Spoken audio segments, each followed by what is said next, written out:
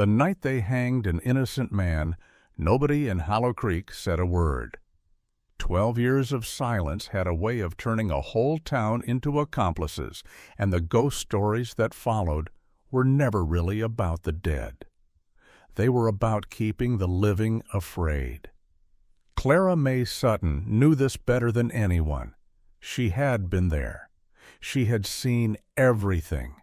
And for 12 years she had been smart enough, or perhaps broken enough, to pretend that she had not. If you want to see how this story ends, make sure to watch until the very end. Hit that like button, subscribe to the channel, and drop a comment with your city so I can see how far this story travels across the world. The town of Hollow Creek, Texas, sat in a shallow basin between two dry ridges, like something the land had tried to swallow and given up on. It was a town of dust and grudges, of sun-bleached storefronts and whispered judgments. A place where the past did not simply linger, but actively governed, pressing its thumb down on every soul foolish enough to remain within its borders. The creek the town was named for had run dry 11 years prior, which some of the older residents considered a kind of omen, a slow, inevitable punishment for something they could feel but never quite name. Most days, the only things that moved with any real purpose were the wind off the ridge and Clara Mae Sutton.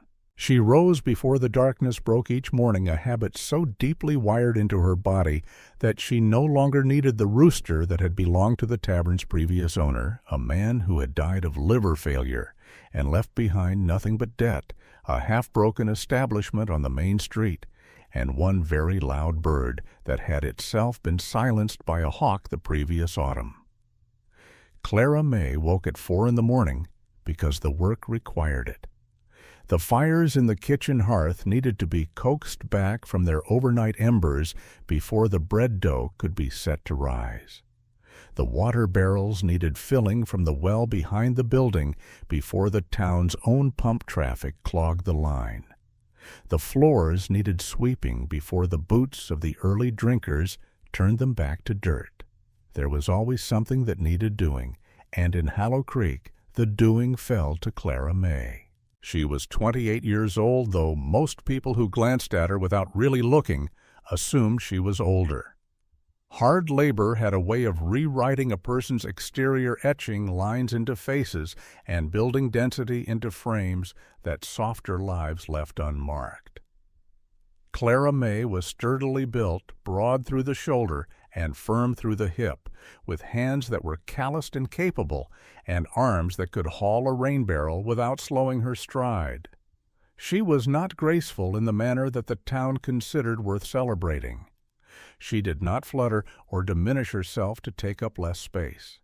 She moved through the world with the steady, deliberate economy of someone who understood that every movement either cost or gained something, and she had learned very early that she could not afford to waste either. The Hollow Creek Tavern was not a cheerful place. It occupied the east end of Main Street in a 2-story building that had originally been built as a general store, then converted during a brief and optimistic period of the town's history into a hotel, and finally settled into its current incarnation as a drinking establishment with 4 rentable rooms upstairs and a kitchen that served food of a strictly utilitarian nature. The owner of record was a man named Gerald Pratt, a thin, perpetually damp individual who smelled of bay rum and sour mash, and who had inherited the establishment from his father, the way some men inherit regrets reluctantly and without the skills to manage what had been handed to them. Gerald Pratt spent most of his days in the back office, reviewing numbers that never improved, and most of his evenings at his own bar, which Clara Mae found to be the particular kind of irony that the universe seemed to enjoy distributing to people like her. She managed everything. That was the plain, unvarnished truth of the situation, though it was a truth that nobody in Hollow Creek seemed to feel any particular obligation to acknowledge or compensate. She ordered the supplies and negotiated with the delivery drivers who came through twice a week from the larger town of Marston, 40 miles east. She managed the 4 rooms upstairs, which meant cleaning them, laundering the linens, repairing what could be repaired, and replacing what could not be avoided. She cooked the meals. She tended the bar during the afternoon hours when Gerald was indisposed, which was most afternoons. She settled disputes with the quiet, immovable authority of someone who had learned that the fastest way to end an argument was to refuse to be moved by it. And she did all of this for room and board and a small monthly wage that was less than any man in the county would have accepted for a fraction of the work. The room she occupied was on the ground floor, barely larger than a generous closet, positioned behind the kitchen where the heat from the stove seeped through the shared wall in summer, and where the draft from the poorly fitted back door found her in winter. She had made it bearable. She had hung a piece of faded calico over the single window, not for privacy from outside, which was just a view of the trash alley, but because the fabric caught the morning light in a way that turned it gold for approximately 20 minutes each day, and those 20 minutes belonged entirely to her. On the small shelf above her narrow bed, she kept 3 things: a worn Bible, not because faith came easily to her in a town that seemed to disprove it at every turn, but because it had been her mother's, and the handwriting in the margins was the closest thing she had left to a conversation with someone who had genuinely loved her. A small smooth river stone she had carried since childhood, collected from a creek bed near the farm where she had grown up, which was now under different ownership and a different family's history. And a leather-bound journal, cracked along the spine from use, in which she wrote nothing personal, nothing emotional, nothing that would have revealed to a casual reader that the writer had any inner life at all. Instead, she wrote facts, dates, names, transactions, conversations she had overheard, details that most people discarded the moment they passed through their awareness, trusting that the general outline of things was sufficient and that precision was the province of lawyers and accountants. Clara Mae did not discard details. She never had. From earliest childhood, her mind had operated with a kind of involuntary thoroughness that she had not initially understood was unusual. She remembered conversations verbatim, not as a practiced skill, but as a simple, unasked-for function of how her mind processed sound. She remembered faces with the completeness of photographs, noting not merely features, but the specific arrangement of expression that a person wore in an unguarded moment. The way fear looked different from guilt, even when both tried to wear the mask of composure. She remembered numbers, dates, the exact wording of overheard agreements, the particular timbre of a man's voice when he was lying versus when he was merely evading. It was a gift that had served her in precise and limited ways in Hollow Creek, because the information she accumulated was invariably dangerous, and the position she occupied was invariably powerless. And those two facts together formed a cage as effective as any made of iron. She had been 14 years old when they hanged Thomas Reardon. She did not write that in her journal. She did not need to. Every detail of that October evening 12 years prior lived in her memory with the unchanging permanence of engraved stone. The way the crowd had gathered in the open field at the edge of town, the one they called the Commons, though it had never served any genuinely communal purpose. The torchlight that made every face look harsher than it might have in daylight, shadows cutting upward across chins and brows in a way that made the familiar look monstrous. The way Thomas Reardon had stood on the platform without weeping, without begging, which she had found both admirable and heartbreaking. Because she had been young enough to believe that a man's dignity in the face of injustice might cause justice to reverse itself, to be shamed into appearing. It had not appeared. Thomas Reardon had been accused of murdering the previous landowner of the Harlan estate, a man named Clement Harlan, who had been found dead in the creek bed 2 weeks prior with a knife wound to the chest.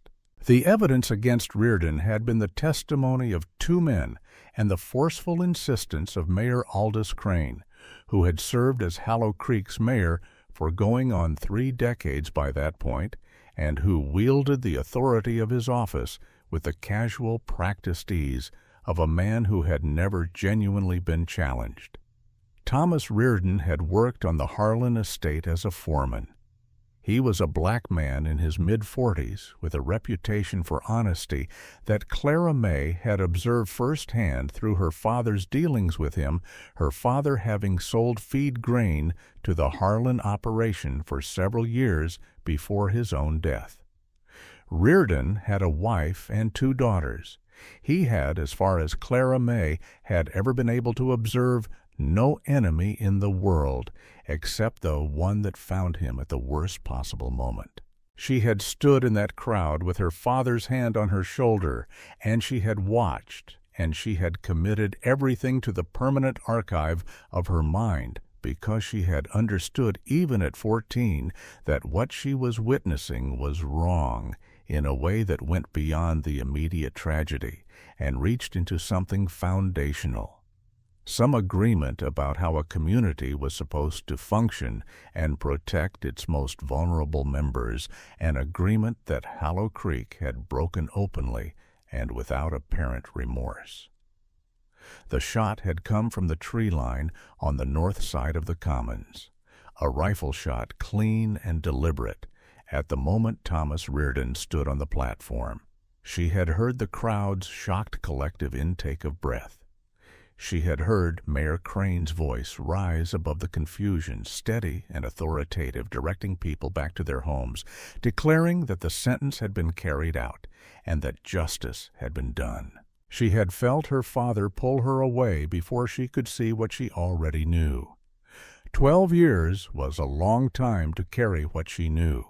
It was long enough for Thomas Reardon's wife and daughters to have left Hollow Creek for somewhere that did not hold that particular grief in its soil. Long enough for most of the crowd who had stood in that field to have organized their memories into something they could live with, filing away the discomfort under the general heading of the past. Long enough for Mayor Aldous Crane to have consolidated his hold on the town so thoroughly that the possibility of challenge had become essentially theoretical, an idea that existed in the abstract but had no practical pathway to reality. The ghost stories had begun within a year of the hanging. Travelers passing through reported seeing a figure in the field at the edge of town after dark. A dark shape near the old commons standing still in a way that living things generally did not. Animals behaved strangely in the area. Dogs refused to approach the field. There were sounds in the night that the more imaginatively inclined residents attributed to restless, unavenged spirits. The stories grew and changed and accumulated the particular momentum of communal fear, which does not require evidence to sustain itself, but only a sufficient density of people willing to repeat it in sufficiently serious tones. Clara Mae knew exactly who was maintaining that ghost. She had overheard approximately 4 years after the hanging a conversation between Mayor Crane and a man called Voss, who served as the mayor's errand runner and general instrument of persuasion. They had been speaking in the back room of the tavern on a Tuesday evening in late November, and Clara Mae had been in the kitchen, and the wall between the kitchen and the back room was thin plank construction that transmitted sound with admirable fidelity. She had heard the mayor tell Voss that the field needed to be worked again that week, that there had been too many people asking questions about the old Reardon claim, and that a fresh sighting would settle things down considerably.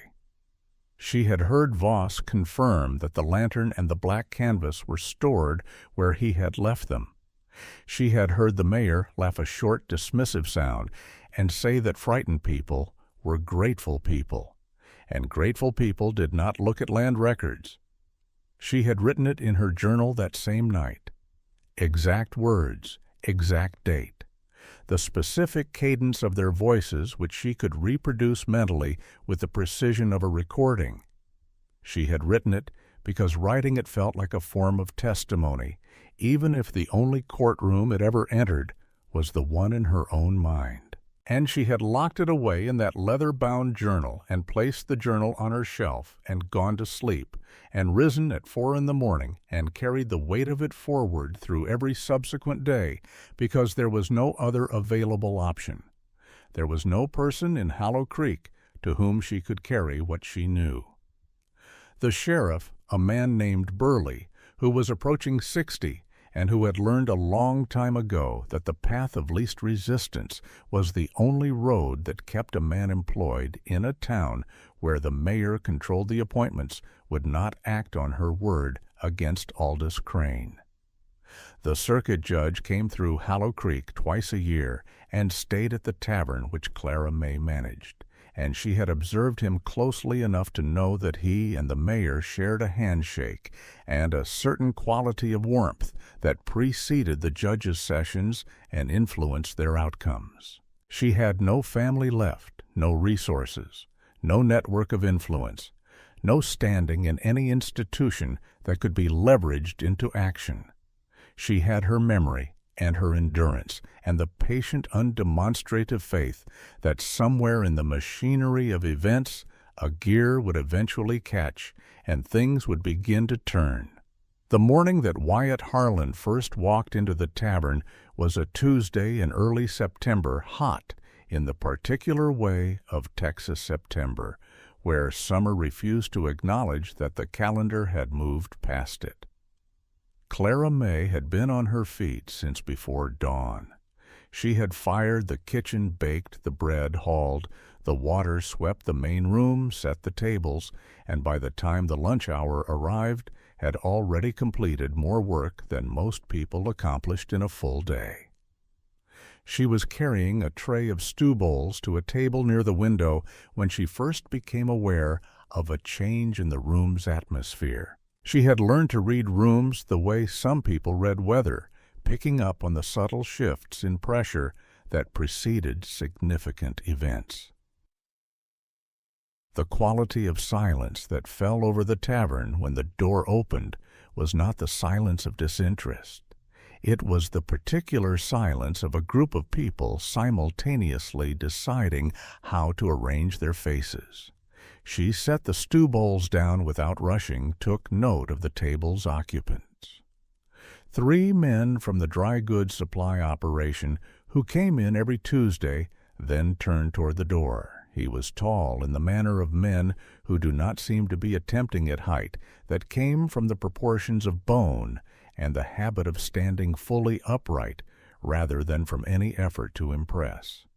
He wore a dark canvas duster despite the heat, trail-worn and functional, and beneath it a shirt that had been clean at the start of whatever journey had brought him here, and was considerably less so now. He had a face that Clara Mae's cataloging mind immediately processed and stored sharp jaw, deep-set eyes of a gray-green color that she had no ready comparison for a scar along the left cheekbone that had healed white against weathered skin, and an expression that was less hostile than it was simply absent of the social performances most people employed as a matter of course. He did not smile because he was in a public room. He did not soften his gaze to signal harmlessness. He looked at the space he had entered, the way a man looks at terrain he is assessing for practical purposes, noting exits and sight lines and the positions of the people in it. She recognized him, though they had never met. She had his face stored from a single prior sighting 6 years ago when he had ridden through town briefly on business she had not been privy to. And she knew his name from a dozen overheard conversations, most of them conducted in lowered voices, because Wyatt Harlan was the kind of man whose name people lowered their voices to say. He was the last surviving member of the family that had owned the estate where Thomas Reardon had worked. He had been 17 when his father Clement was found dead in the creek bed. He had been 23 when he fired the shot from the tree line on the north side of the Commons. Clara Mae knew this because she had overheard Mayor Crane tell Voss about it 9 years ago in that same thin-walled back room, discussing how Harlan had been persuaded that Reardon was genuinely guilty, and how useful it was that the boy's guilt now made him a reliable secret keeper, since the secret he was keeping was his own. She had written that down, too. Wyatt Harlan took a seat at the end of the bar, the position that offered the clearest view of the room's entrance, and waited. Clara Mae came around behind the bar and stood before him without the performative pleasantness she deployed for customers who required it. "Whiskey," he said. His voice was low and carried no particular warmth. "And whatever is hot." "Stew," she said. "Beef such as it is. Bread is fresh." He nodded once. She poured his whiskey and went to the kitchen to ladle his bowl, and when she returned he was watching the room with the same unsettled stillness as before. She set the food in front of him and started to move away. "You run this place?" he asked, not looking at her, still watching the room. "I work it," she said. "Mr. Pratt owns it." Something shifted minimally in his expression. "Same thing," he said. She did not agree or disagree. She went back to the kitchen. He stayed through the afternoon. He did not drink heavily 2 whiskeys over 4 hours, which she noted as the habit of a man who was careful with himself rather than one who was at peace. He ate his stew and his bread, and he watched the room, and he said nothing to anyone except to order a second whiskey, and the other customers gave him the wide berth that his reputation seemed to generate. Automatically, not through any active display of menace on his part, but simply because the stories people told about him had created a kind of invisible perimeter around wherever he happened to be. The trouble began in the late afternoon when 3 men came in from the feedlot on the south side of town. They were regular customers which Clara Mae processed as information about the establishment rather than as anything resembling affection. The loudest of them was a man named Petrie Broad and red-faced, who had a particular habit of making Clara Mae the subject of his entertainment when he had been drinking and his audience was receptive. He had not, to Clara Mae's knowledge, ever crossed the line from verbal cruelty into anything physical. She had developed over the years a precise internal calibration for exactly where that line was and how much space she had to operate in on her side of it. It was not a comfortable calculation, but it was a necessary one, and she had made her peace with it. On this afternoon, Petrie was in a mood. She could read it in the way he positioned himself at the bar, taking up more space than required, already performing for his companions before he had done anything worth performing. She served them their drinks with the careful neutrality that experience had taught her was the optimal response to this particular configuration, attentive, without being warm, efficient, without inviting extended interaction. "Clara Mae," Petrie said, drawing her name out in a way that was designed to make it sound like a joke. "You're looking sturdy as ever. Must eat well here." His companions found this adequate. Clara Mae set down his glass and reached for the next order. "I'm speaking to you," Petrie said. "I heard you," she said. "Don't you have something to say back?" "Some gratitude for the company." She had a great deal she could have said. She had in her precise and thorough memory the specific wording of 17 separate humiliating exchanges over the past 3 years, each one carefully documented in her journal, not out of any plan for their use, but because the act of recording felt like the only form of resistance available to her. She said none of it. She poured the next drink. Petrie reached across the bar and closed his hand around her wrist. The room did not go immediately silent. It went quiet in the way of a room where several people simultaneously decide to find something else to look at the particular cowardice of bystander inaction, which Clara Mae had also catalogued and documented and made her precise cutting assessment of over many years. She did not pull away. She had learned long ago that pulling away invited escalation. She held still, her eyes level and steady, and waited, calculating her options in the rapid, unemotional manner that her mind performed under pressure. What she did not anticipate was the sound of a chair moving across floorboards, steady and unhurried, and the presence that materialized at her end of the bar. Wyatt Harlan had not raised his voice. He did not reach for anything. He simply stood beside the bar, and he looked at Petrie's hand on Clara Mae's wrist, and then he looked at Petrie's face, and the quality of that look was something that Clara Mae filed immediately under a category she rarely needed to use, the category of things that made her genuinely uncertain about what would happen next. "Let go of her arm," Wyatt said. The flatness of his voice was more effective than volume would have been. Volume implied emotion, and emotion implied negotiation. The flatness implied nothing. It was the voice of a man describing a simple fact about how the next several seconds were going to proceed. Petrie released her wrist. The two men stood in a configuration that lasted perhaps 4 seconds, which felt considerably longer to everyone in the room. Then Petrie reached for his glass, made a show of unconcern that persuaded no one, and turned back to his companions. The conversation resumed. The room breathed. Clara Mae looked at Wyatt Harlan and said nothing, because there was nothing to say that the situation had not already articulated. He returned to his seat at the end of the bar without comment or expectation, as though what he had done was simply a thing that needed doing and not a gift requiring acknowledgement. She thought about that distinction for the rest of the afternoon. An hour before sunset, Mayor Aldous Crane arrived.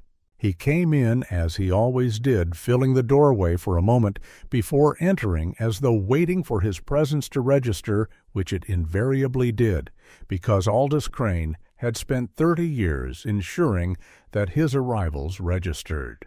He was 64 years old, a heavy man who had once been powerfully built, and now carried that former power in a softer form, still substantial, but with the edges blurred. He wore his authority in his posture and his clothing, and the particular way he had of looking at people in his town, not at their faces, but slightly past them, as though whatever was behind them was of greater interest. His gaze landed on Wyatt Harlan, and something in his expression shifted. Calculation overlaid with the practiced warmth that Crane deployed, the way a card player manages his chips strategically in service of a larger game. "Wyatt Harlan," Crane said, moving toward the bar. "It has been some time." "It has," Wyatt said. He did not stand or extend his hand.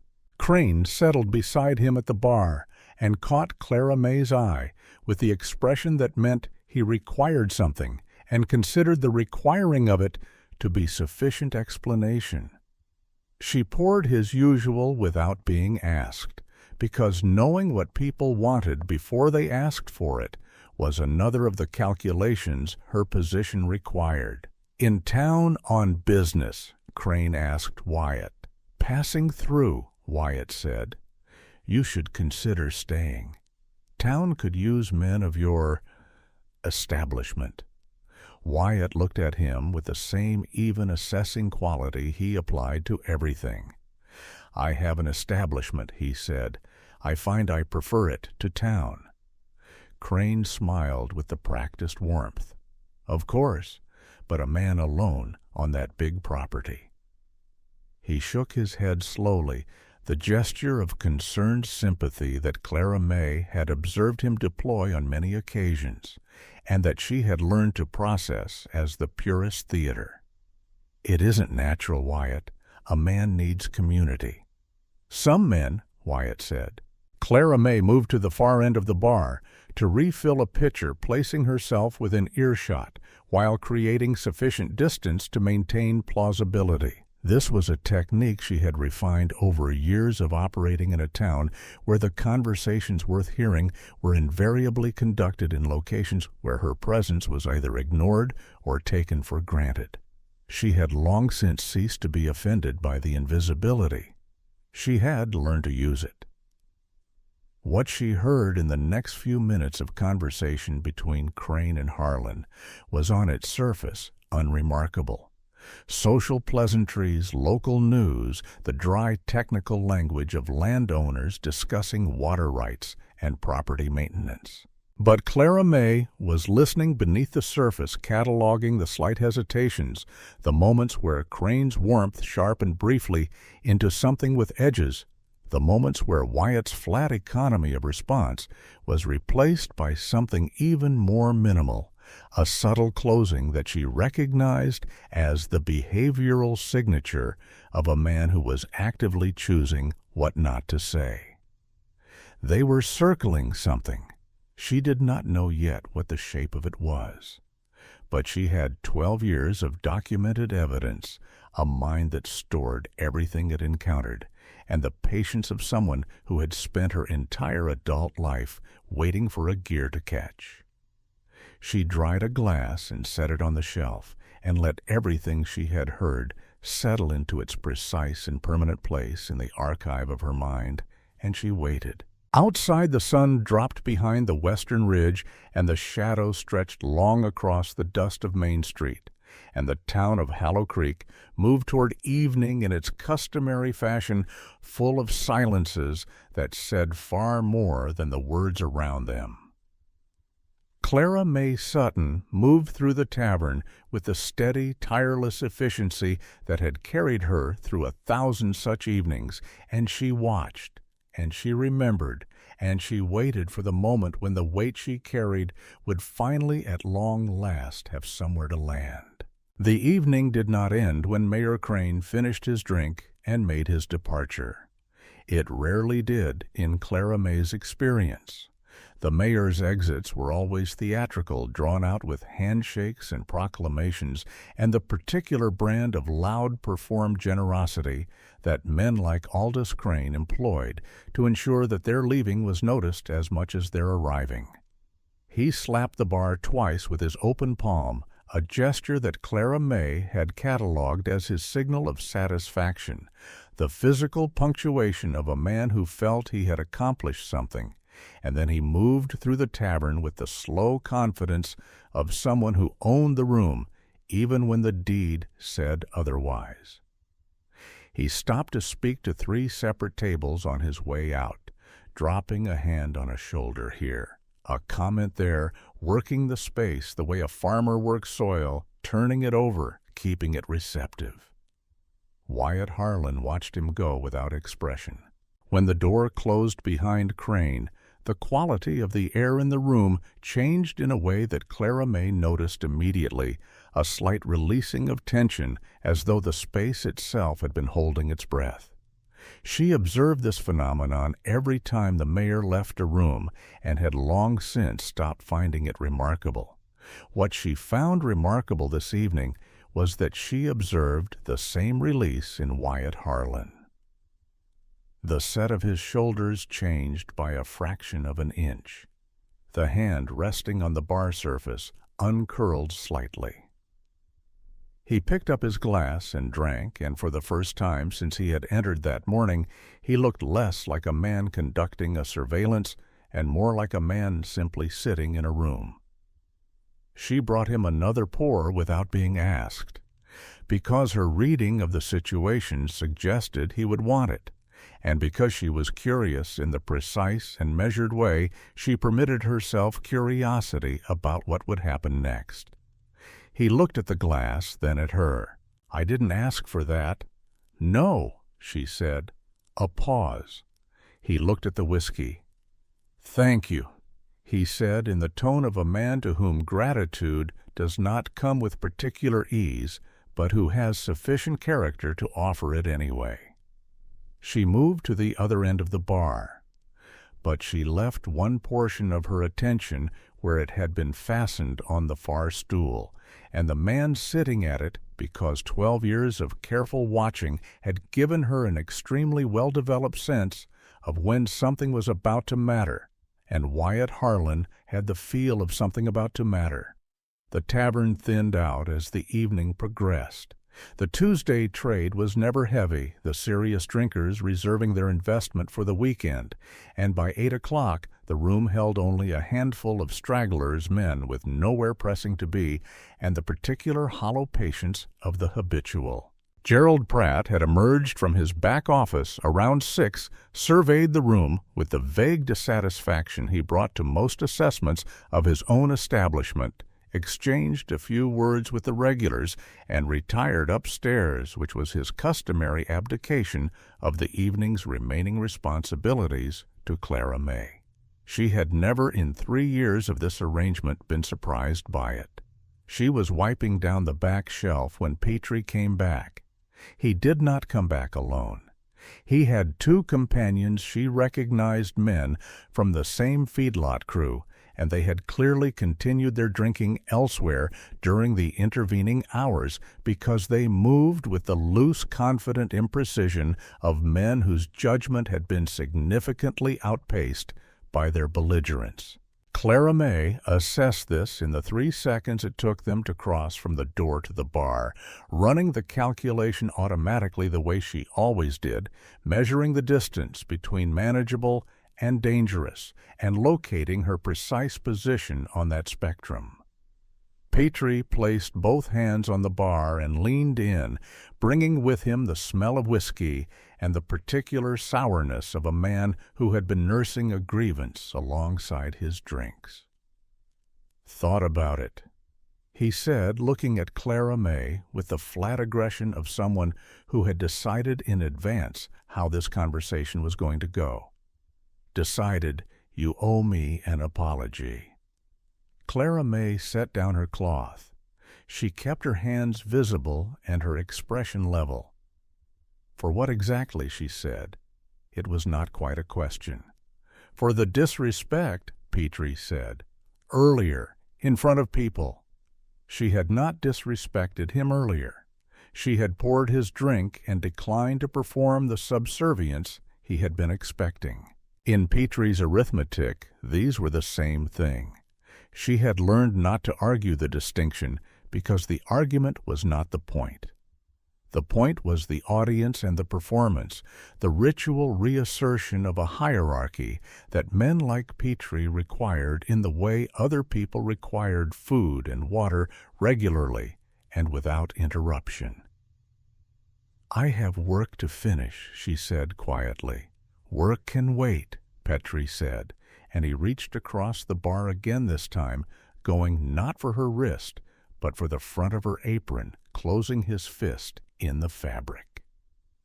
The sound of the stool at the end of the bar scraping back across the floorboards was the same sound as before, unhurried and deliberate, the acoustic signature of a man who was not rushing because he did not believe he needed to.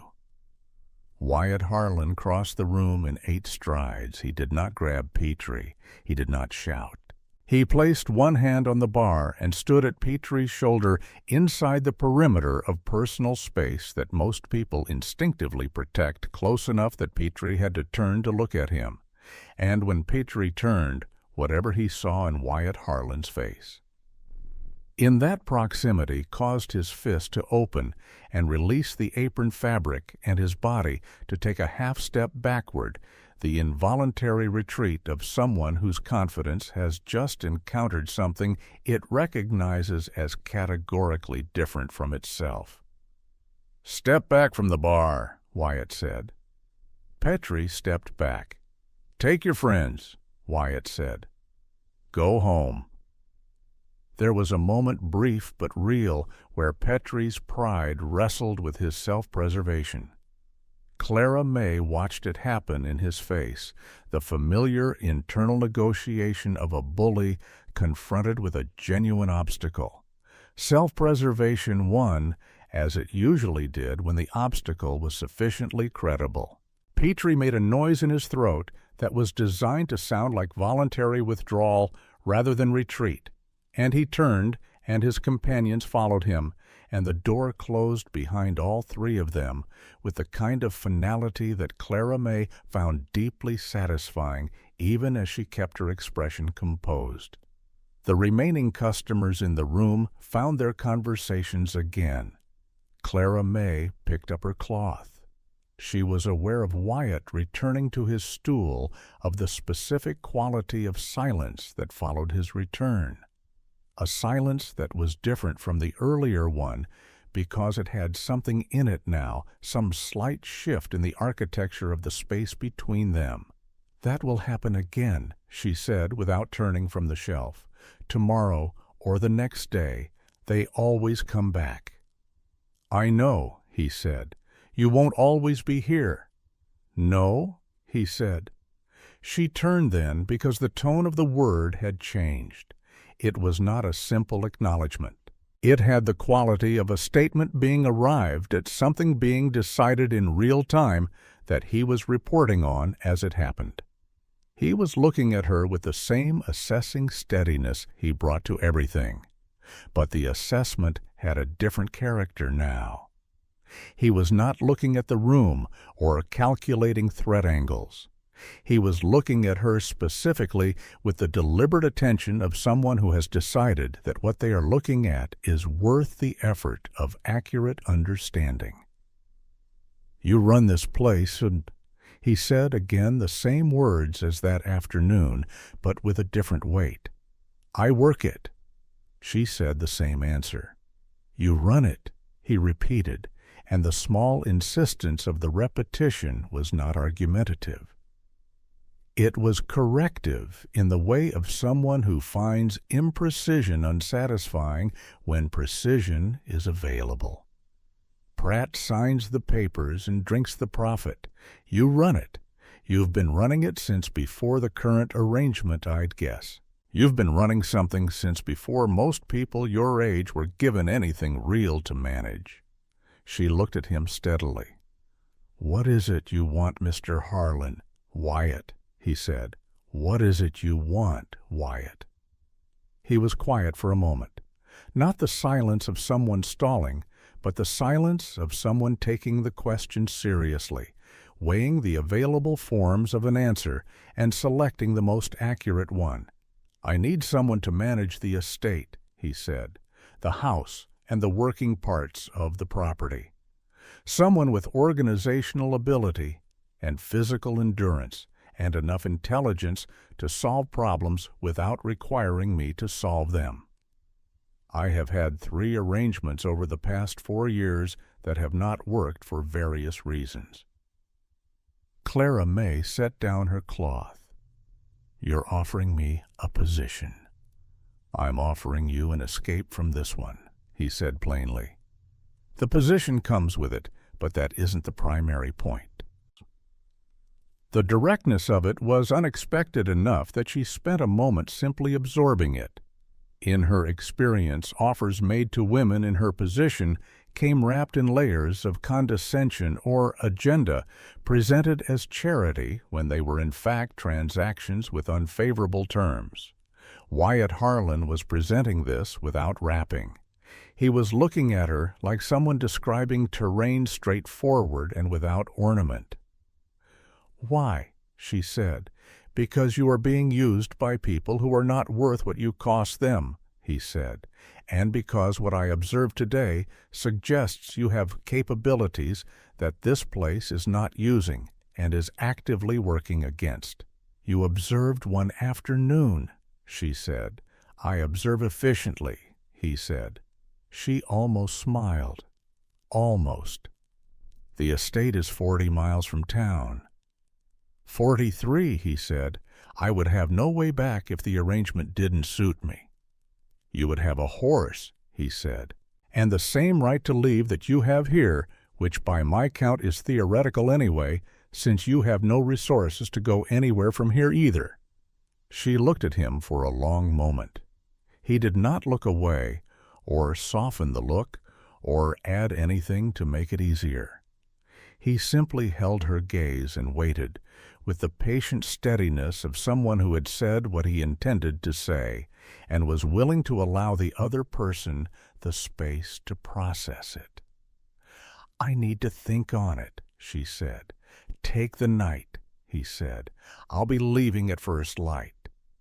He finished his whiskey, set down the glass with the precise economical movement that characterized everything he did, and walked to the stairs to take one of the rooms above, leaving Clara Mae standing in the nearly empty bar with his offer and 12 years of accumulated information and the particular complicated feeling of a gear beginning at long last to turn. She did not sleep that night. She lay in her narrow room behind the kitchen with the heat from the spent stove still in the wall, and the night sounds of Main Street filtering through the gap in her calico curtain, and she turned the situation over with the same thoroughness she brought to every problem worth solving.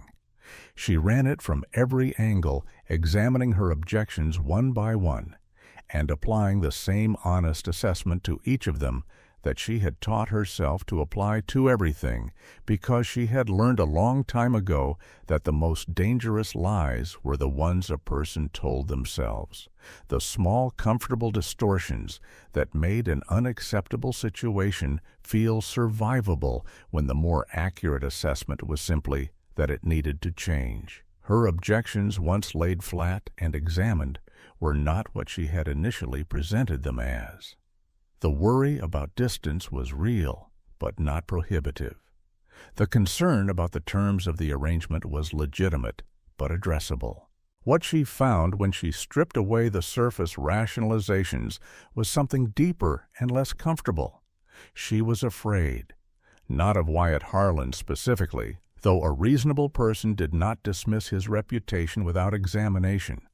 She was afraid of the thing that hope required of her, the willingness to extend herself beyond the boundaries of what was familiar and painful but known into territory, where the pain was unknown and therefore harder to prepare for.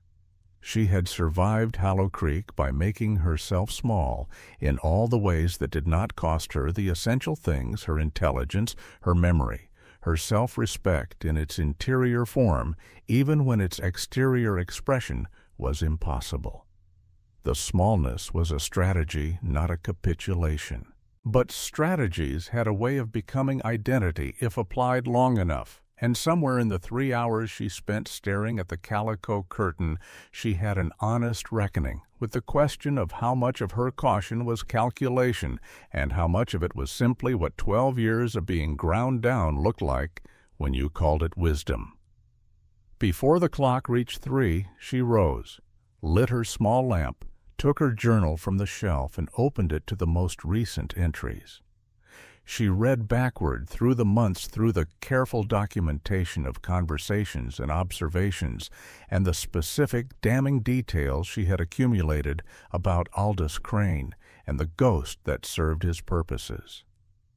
She read the entry from 9 years ago, the one about the mayor and Voss in the back room, the lantern and the black canvas and the land records. She read the entry from 4 years ago when the circuit judge had dined with the mayor before a hearing, and the hearing had gone as predicted. She read entry after entry in her own neat, precise handwriting, the archive of a life spent witnessing things that needed witnesses. And she thought about the Harlan estate, about the man who had grown up on it, who had been 17 when his father died, who had been persuaded or manipulated into firing a rifle at an innocent man, and who had carried that weight for 12 years in the same way she had carried hers, in private and without remedy. She thought about the land records.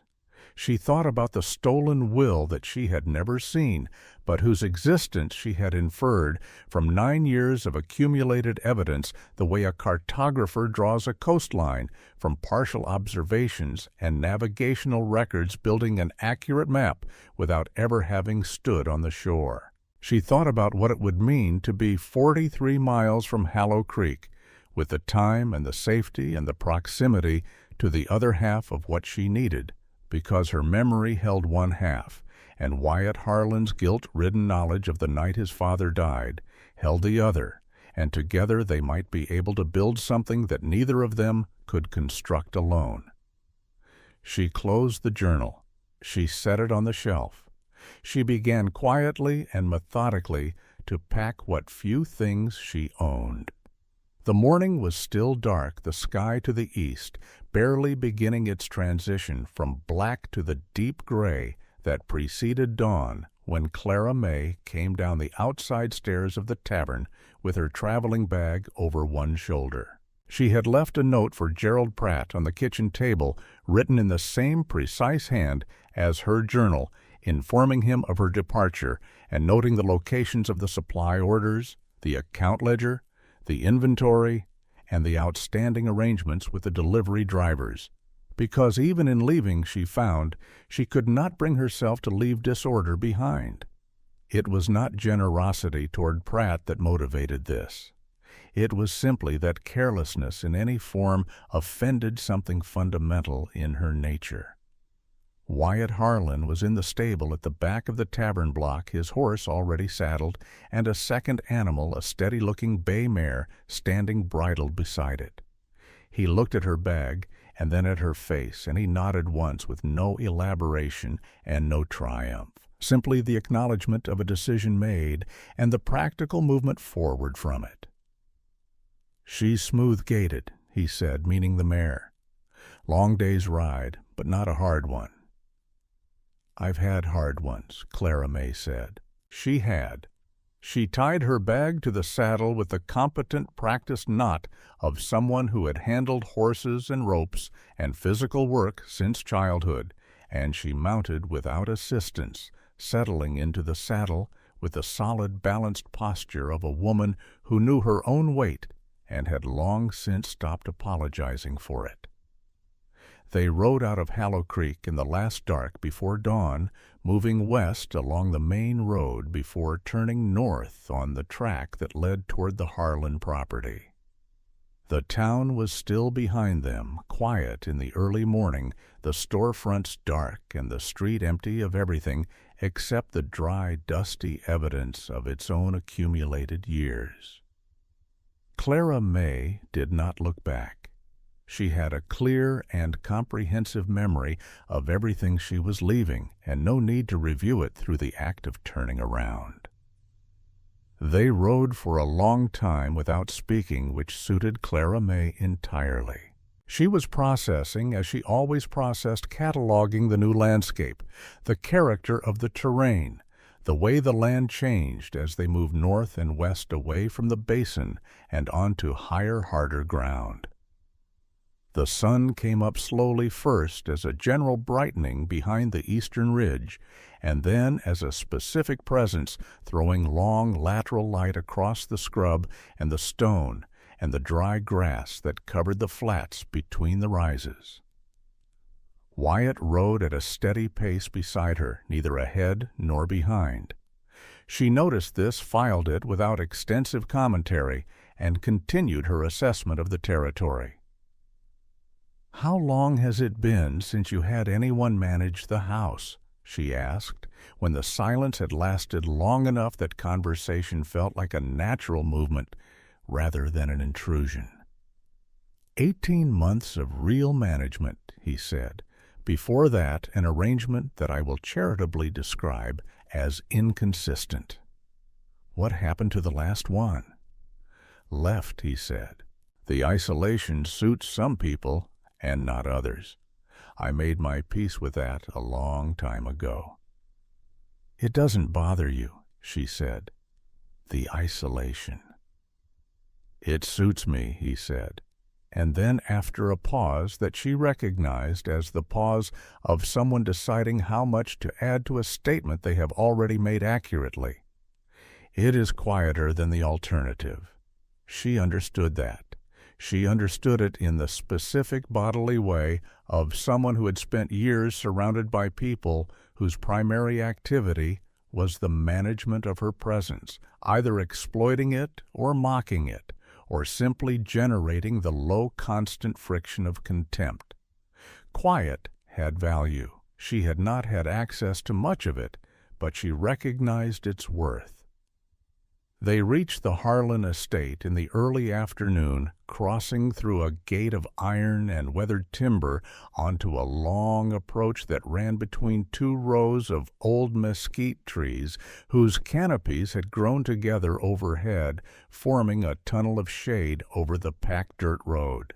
The main house appeared at the end of this approach, a substantial stone structure, 2 stories and a wide porch, built in the manner of a previous generation's confidence, solid and square, and meant to last with the specific kind of neglect that comes not from poverty, but from a single person living alone in a space designed for more. Clara Mae assessed it with the same methodical eye she brought to everything. The stone was sound. The porch boards wanted replacing on the north end. The windows were intact but needed attention. The kitchen garden at the side of the house had been allowed to go fallow, but the soil looked workable. The outbuildings, a barn and 2 smaller structures she took to be a smokehouse and a tool storage, were in better shape, the functional spaces having received the care that the dwelling had not. It was, she thought, a place that needed someone willing to see what it could be, rather than only what it currently was. She found she did not have any difficulty doing that. Wyatt dismounted and took both horses' reins. He looked at the house with the expression of a man who had made his peace with a great many things that were not entirely peaceable. "It needs work," he said. "I can see that," she said. "The terms I mentioned last night stand," he said. "Room and full board, a monthly wage, and the right to leave whenever the arrangement doesn't suit you. The work is real, and the hours are long." "I don't have a problem with real work or long hours," she said. And there was something in the way she said it, quiet and without drama, that carried 12 years of proof behind it. He looked at her then with that same direct assessing quality that she had catalogued the previous day, and for a moment neither of them said anything. The afternoon light was on the stone face of the house, and on the mesquite trees, and on the dry grass of the rangeland stretching out to the north, and the quiet was as complete as any Clara Mae had encountered. A genuine quiet, the kind that had depth to it rather than simply the absence of noise.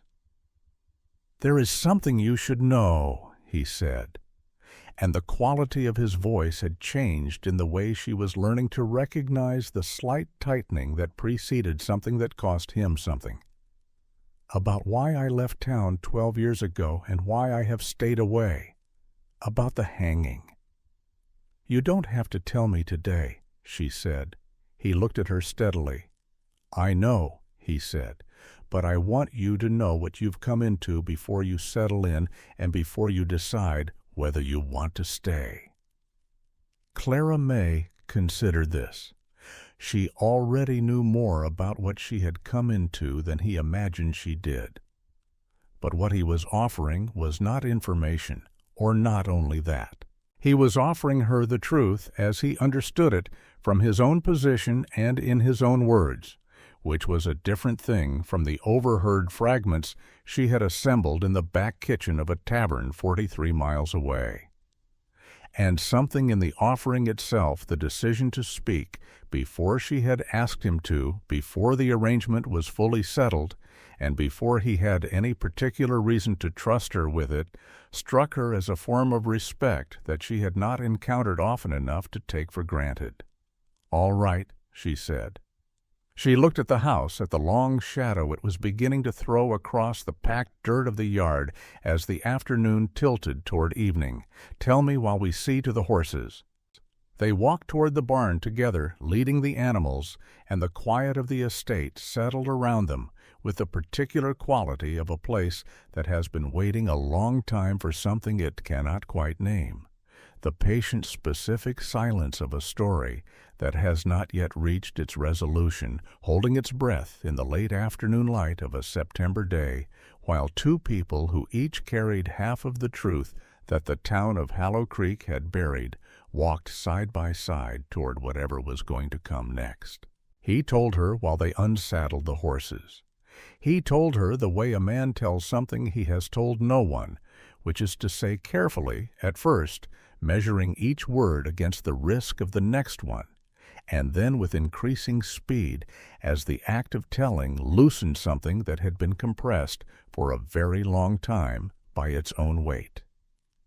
He told her about being 17 and newly fatherless, and about the way Mayor Crane had come to the estate 3 days after Clement Harlan's body was found, sitting across from a grieving boy in the parlor of the house that now stood silent at the end of the mesquite lane, speaking with the patient authority of a man who had already arranged the furniture of the situation and simply needed the boy to agree to sit in it.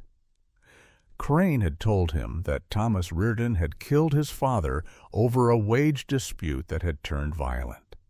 He had told him that the evidence was clear. He had told him that the law would handle it, that justice would be done, that the community would support the Harlan family through its grief. And then 3 days before the hanging, he had come back and told him something else. He had told Wyatt that there was a tradition in cases of this nature, in cases where the wound was personal and the family's need for resolution was real, of allowing the surviving kin to participate in the execution. He had framed it as an honor. He had framed it as closure. He had put a rifle in the hands of a 17-year-old boy who was drowning in grief and rage, and the particular vulnerability of someone who has just lost the only parent he had left, and he had positioned him at the tree line, and he had told him the moment would come, and that he would know what to do. Wyatt had known what to do. He had done it. And then he had spent 12 years doing everything in his power not to know what he now knew, which was that the man he had killed was innocent, that the rifle in his hands had been a calculated instrument of Crane's management of a situation that had nothing to do with justice and everything to do with land, and that his own grief-stricken participation in the hanging had bound him to the secret as effectively as any contract. He stopped talking when he finished the unsaddling and stood with his back to her for a moment, both hands resting on the stall rail, his shoulders carrying the weight of what he had just said in a way that made Clara Mae think of the word she had never applied to him before she stood in that barn, and the word was broken, not destroyed. Broken, which was different because broken things retained their essential material even in their damage, and some of them could be repaired if the repair was done with sufficient care and the right tools. "He told you it was an honor," she said quietly. "Yes." "He knew you would do it," she said, "because you were 17 and you had just lost your father, and you were not in a condition to refuse something presented by the most powerful man in the county as your right and your duty." Wyatt was quiet for a moment. "That is an accurate description," he said, and the flatness of his voice was different now from the flatness she had catalogued in the tavern. It was the flatness of a man holding very still so that something inside him would not crack further. "Thomas Reardon did not kill your father," she said. He turned then and looked at her with the particular quality of attention that a statement receives when the person hearing it has suspected it for years but never had it spoken aloud by another human being. "How do you know that?" he said. And Clara Mae, who had carried her own half of this for 12 years, told him. She told him about being 14 in that crowd. She told him about the kitchen wall of the tavern and the conversation between Crane and Voss.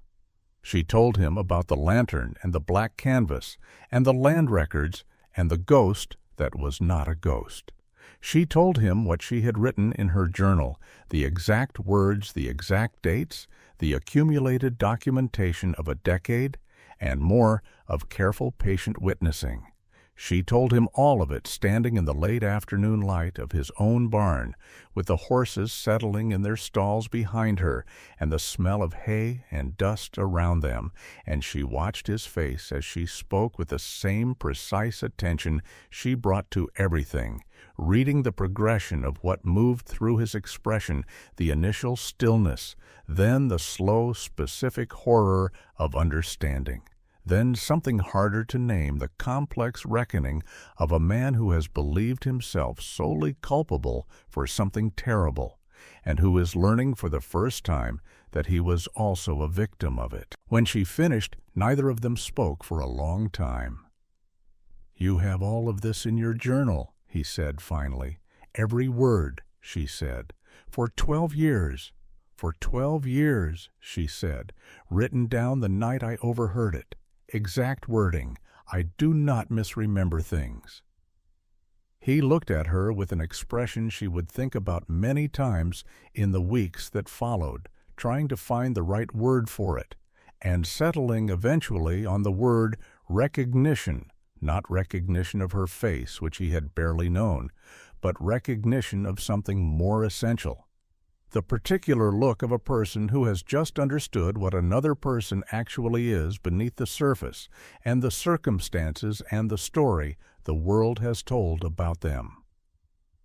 "You have been sitting on evidence that could dismantle Crane's entire operation," he said, "in a tavern in Hollow Creek for 12 years, alone."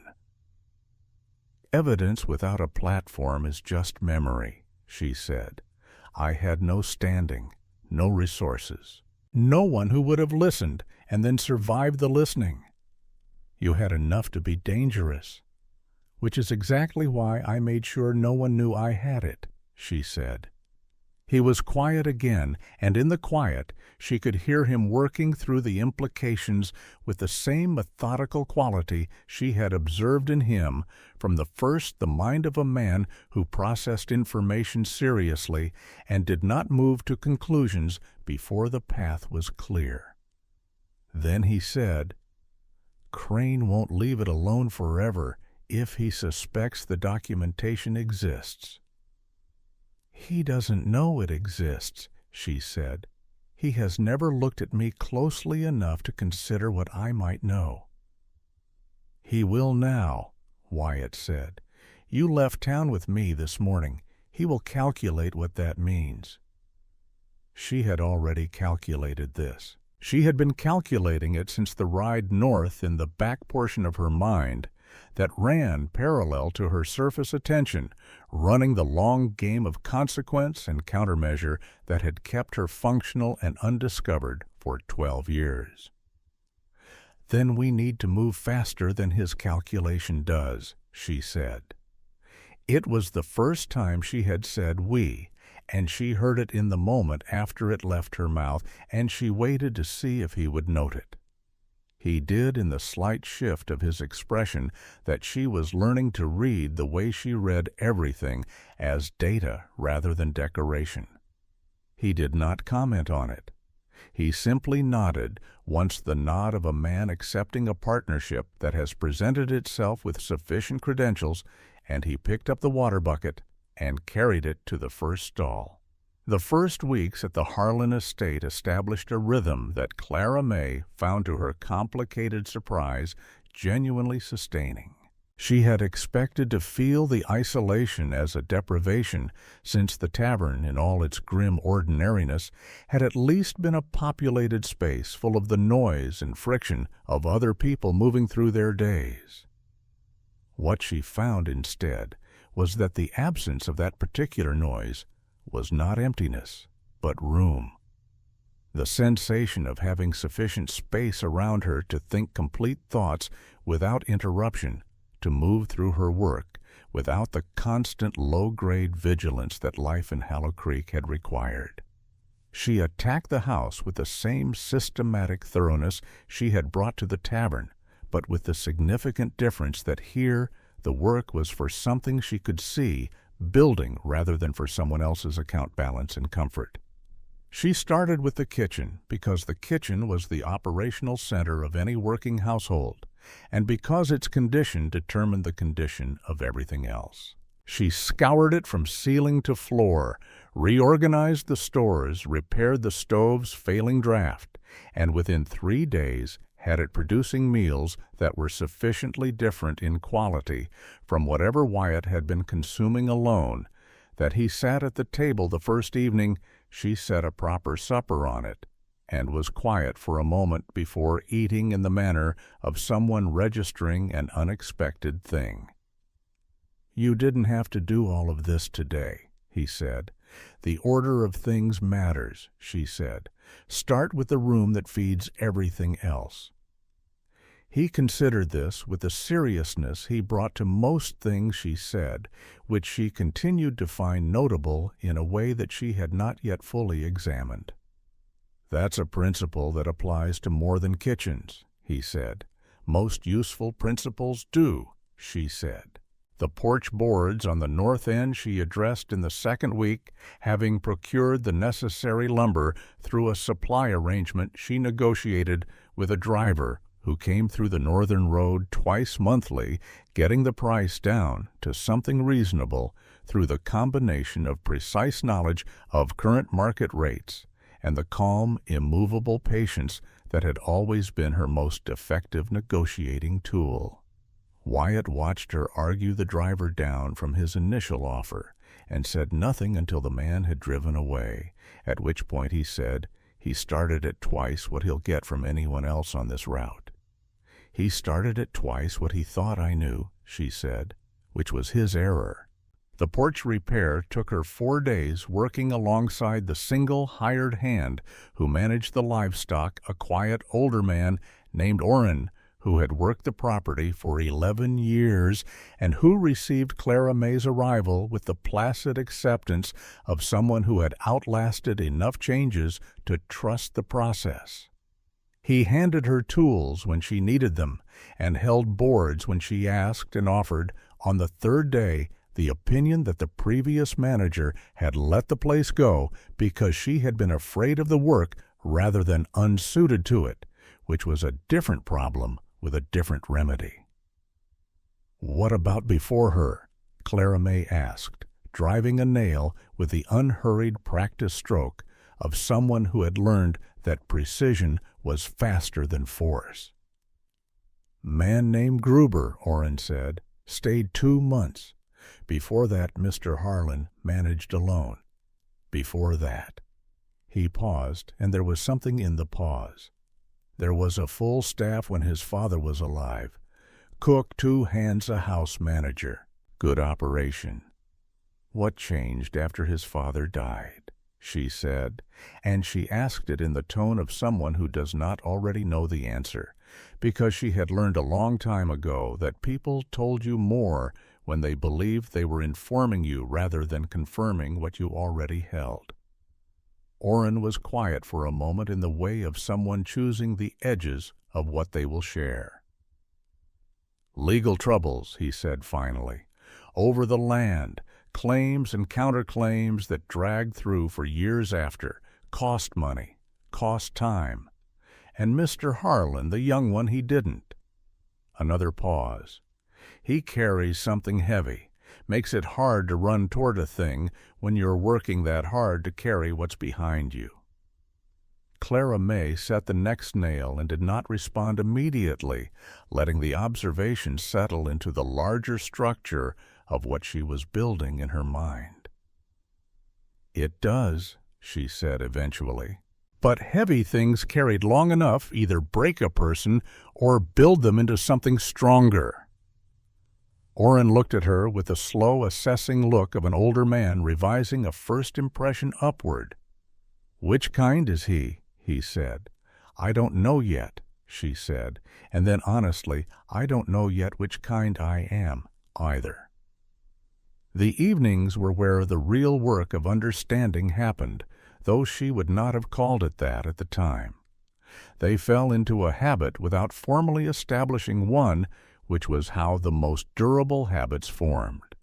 After supper, if the work of the day was sufficiently complete, they would sit on the repaired porch in the long Texas twilight and talk or not talk in the proportions that the evening required. The not talking was as productive as the talking which Clara Mae found she valued as a form of company that she had not known she had been missing.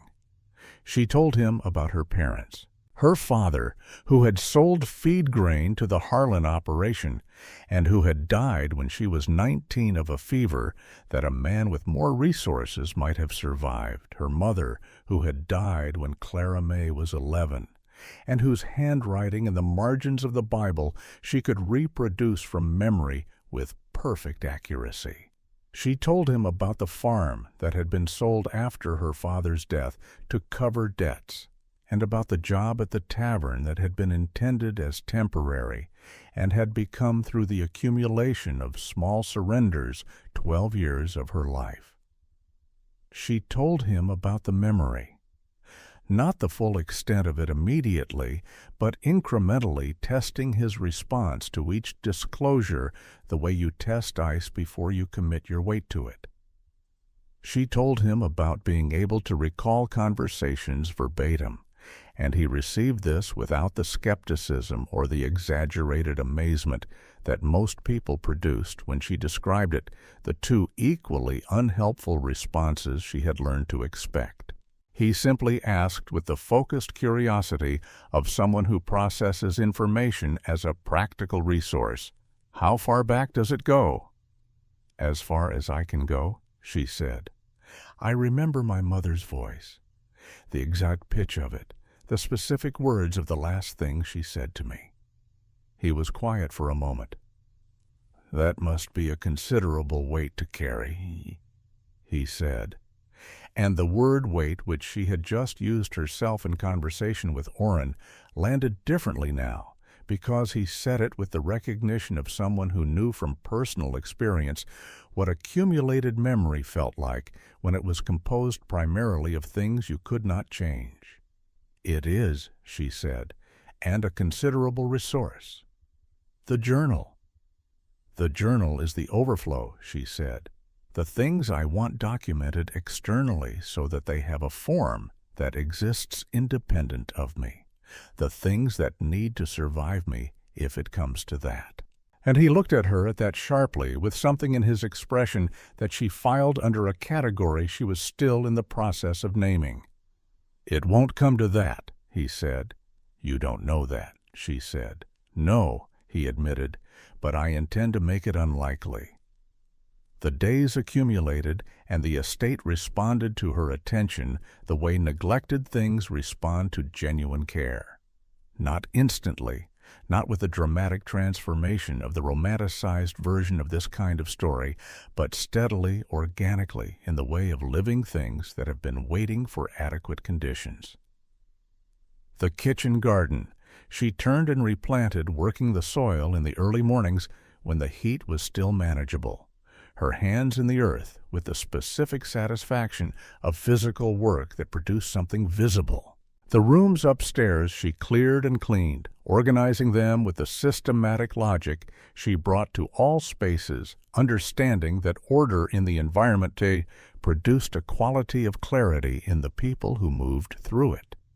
She did not avoid the physical demands of the work. She met them with the full capacity of a body that had been built by exactly this kind of labor over the course of her entire adult life.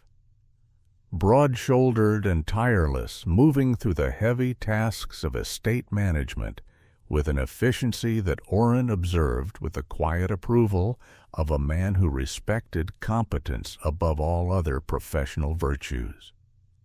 She hauled, she repaired, she managed, and in the managing of each concrete, tangible problem, she felt something that she identified carefully before she allowed herself to trust it, because she had been cautious about this particular feeling for a very long time. She felt capable, not merely functional, not merely surviving, but genuinely expansively capable in the way of someone who has finally been given a task commensurate with their actual abilities and has discovered in the match between the two a form of satisfaction that she had not known to name because she had not had enough access to it to develop the vocabulary. It changed things in her that she had not anticipated would change. The insecurity that she had worn like an interior garment for 12 years, the constant low murmur of the town's assessment of her body and her worth and her place in its hierarchy, began to loosen. Not immediately and not completely. These things did not work that way. But in the mornings when she moved through the kitchen, she had restored, and in the afternoons when she assessed the garden, she was rebuilding, and in the evenings when she sat on the porch, she had repaired with her own hands and felt the satisfaction of a space made functional and safe. The voice that had narrated her inadequacies in the idiom of Hollow Creek grew quieter by measurable degrees. Wyatt noticed. She noticed him noticing, and she found she did not mind it the way she had expected to, because his noticing had a quality that was different from the scrutiny she had experienced in town. He was not looking for the confirmation of an existing judgment. He was simply watching someone he found worth watching with the same honest, direct attention he had brought to her from the beginning. He helped her. This was perhaps the thing she had not anticipated most fully. He was not a man who directed from a distance. When she was working the porch boards, he was on the porch. When she was turning the garden soil, he brought the second fork and worked the adjacent row without asking or explaining. When the supply driver came and she was in the middle of the kitchen repair, he handled the transaction himself and reported back to her with the prices and the quantities in the precise format she had established because he had observed the format she used and adopted it without requiring her to explain its logic. She asked him once in the third week why he did that. Did what, he said. Worked alongside, she said. Most men who own a property consider managing it to be a thing they pay others to do. He was quiet for a moment. My father worked alongside every person on this property, he said. I watched him do it from the time I was old enough to follow him around. He said it was the only honest way to know what the work actually cost. A pause. He was right about most things. It took me a long time to admit how right he was about most things. She heard the weight in that the specific gravity of a son's grief that had been complicated by guilt into something that did not resolve cleanly into either sadness or anger, but lived somewhere in the territory between them. She did not try to address it directly. She had learned that some things needed to be approached from the side, the way you approach a damaged animal, not head-on, but obliquely giving the frightened thing time to assess you as safe before you came close enough to help. He sounds like he was worth knowing, she said. He was, Wyatt said. And then nothing more for a while, but the nothing had a quality of gratitude in it, the specific texture of a person who has been given permission to mean something they said without being required to expand on it. In the fourth week she found the documents. She was reorganizing the study, a room on the ground floor that Wyatt had been using as a storage space for the miscellaneous accumulation of years of solitary habitation boxes of ranch records and correspondence, and the general paper debris of a life lived without the organizational infrastructure that kept such things sorted. She worked through it methodically as she worked through everything, sorting and cataloging and setting aside what needed Wyatt's review.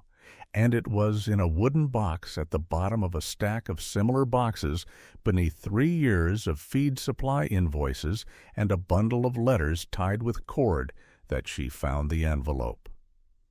It was addressed in a hand she did not recognize to Clement Harlan, and it had been opened, and the date on the postmark was 6 weeks before Clement Harlan's death. She recognized the return address as the office of a land registry attorney in the county seat. She did not open it. She held it in both hands for a moment, in the specific stillness of someone who has just placed their hand on a door they have been looking for a long time and is taking a breath before they turn the handle. Then she set it carefully on the side of the desk she had designated for Wyatt's review and went to find him. He was in the barn with Orrin doing something practical with fence wire, and the particular focus of men engaged in physical problem-solving, and she stood in the doorway until he looked up. "There is something in the study," she said, "that you need to see." He read her face with the accuracy he had developed over the weeks of close proximity, and he set down the fence wire without explanation to Orrin and followed her back to the house. She led him to the study and pointed to the envelope on the desk. He picked it up. He looked at the return address. Something happened in his face that she watched carefully. A sequence of recognition and then apprehension, and then a slow, settling determination, the look of a man who has been circling a thing for a long time and has finally arrived at the moment where circling is no longer possible. He took out the letter and read it. He read it twice. Then he set it on the desk and pressed both hands flat on the surface and stood very still for a long moment. "My father changed his will 6 weeks before he died," he said. His voice was level with the specific effort of someone keeping it level. "He left a significant portion of the north section to Thomas Reardon, in acknowledgment of Reardon's 15 years of service and his contribution to the property's development." He stopped. Crane would have known. The attorney would have filed the change with the county registry, and Crane had people in that office. A land transfer of that size, Clara Mae said carefully, to a black man in this county in that era, would have been legally valid and politically intolerable to a man with Crane's ambitions, Wyatt said. He needed Reardon gone before the will could be executed. He needed it to look like justice. He needed a grieving 17-year-old boy with a rifle to make it permanent and make that boy complicit enough to stay quiet. The room was very still. Outside the window, the afternoon light was moving across the dry grass of the rangeland in the way it moved every afternoon, indifferent and beautiful, and the estate was quiet around them, with the deep quiet of a place that had been holding a secret in its bones for 12 years and had just felt the first fracture in the stone above it. "The will," she said. "Is there a copy somewhere in these boxes?" "I don't know," he said. "Then we keep looking," she said. He turned and looked at her. Then, and in his face was the full complexity of 12 years of guilt and grief and isolation meeting the specific unexpected force of another person standing on the same ground he stood on, and refusing to let the weight of it be the final word. His expression was not simple. It was not the clean, cinematic relief of a man absolved. It was harder than that, and more real Than that, the look of a man who understands that the path forward is going to require everything he has and is genuinely uncertain whether he has it. Clara Mae held his gaze with the steadiness that was her most fundamental characteristic, the quality that had carried her through 12 years of a town that had tried in every available way to convince her that she was less than she was. "We keep looking," she said again quietly and without drama, because it was true, and because it was what needed to be said. And because in the 12 years she had been waiting for a gear to catch, she had never imagined it would feel like this when it finally did. Not like triumph, like responsibility, like the specific weight of a truth that has finally found the hands willing to carry it forward into the light. They found the copy of the will 3 days later. It was not in the study. Clara Mae found it in the last place she would have thought to look, and the first place in retrospect that made complete sense, which was tucked inside the back cover of a ranch ledger from 12 years prior, the ledger that documented the final operational year of the Harlan estate under Clement Harlan's management. Someone had placed it there deliberately, not hidden in the manner of concealment, but preserved in the manner of safekeeping, the way a careful man tucks an important document inside something he trusts will outlast the immediate danger. She thought it had been Clement Harlan himself. She thought he had understood on some level that what he had done with the will was going to create a problem, and that he had wanted the evidence of his intention to survive whatever form that problem took. She brought it to Wyatt in the same quiet manner as the envelope, without announcement or drama, carrying it in both hands, the way you carry something fragile, and she set it on the table between them at supper and smoothed it flat with her palm and let him read it. The will was clear. It was witnessed and dated and written in the formal language of legal instruments, and it conveyed to Thomas Reardon, in compensation for 15 years of faithful service and in recognition of his central role in developing the north section of the property, the full title to 460 acres of the Harlan estate's northern range. The signatures of 2 witnesses appeared at the bottom men, whose names Clara Mae did not immediately recognize, but whose identities she had recorded in her journal from a different context, 2 ranch hands who had worked the property in the years before the hanging, and who had, according to her records, left the county within 6 months of Reardon's death. Wyatt read it twice as he had read the attorney's letter and set it down with the same pressed, flat stillness. But this time, when he raised his eyes to her, there was something different in them, something that had moved past the initial shock of confirmation into the harder, clearer territory of what came next. "The witnesses left," he said. "Within 6 months," she said. "I have their names in the journal. I have the approximate dates they were last observed in the county from what I overheard at the tavern." "Crane pushed them out," he said. "Or bought them out," she said. "Or frightened them out." He had all 3 available to him, and he was not particular about which he used. The attorney who filed the change retired and moved north 2 years after the hanging, she said. "I have that too." Wyatt looked at her steadily across the table, and in his expression was something she was still in the process of fully reading, the particular quality of a man who has been alone with a terrible knowledge for a very long time, and is encountering for the first time the experience of having that knowledge held by someone else, shared, distributed across 2 people, instead of crushing one, and finding in that distribution not a diminishment of the weight, but a change in the nature of carrying it. "You have been building a case for 12 years without knowing whether there would ever be a court to bring it to," he said. "I have been witnessing," she said. "The case built itself." He was quiet for a moment.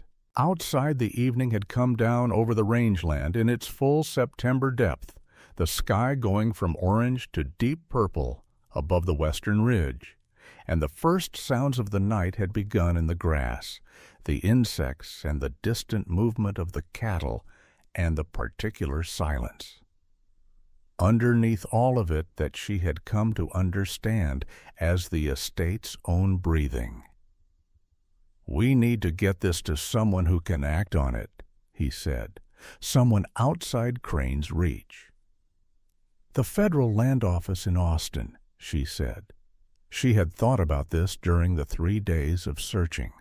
She had been thinking about it in the back portion of her mind that ran the long calculations since the night in the tavern when she had first understood that the situation was moving. A contested will involving federal land registry and a documented wrongful execution is federal territory. Crane has no reach in Austin. "It will take time," he said, "getting the documents there, establishing the case, keeping what we have safe until we can." "I know," she said, "but the attorney's letter and the will together are not the whole case. We need the journal." She paused. "And we need your testimony." The word landed in the space between them with the full weight of what it meant.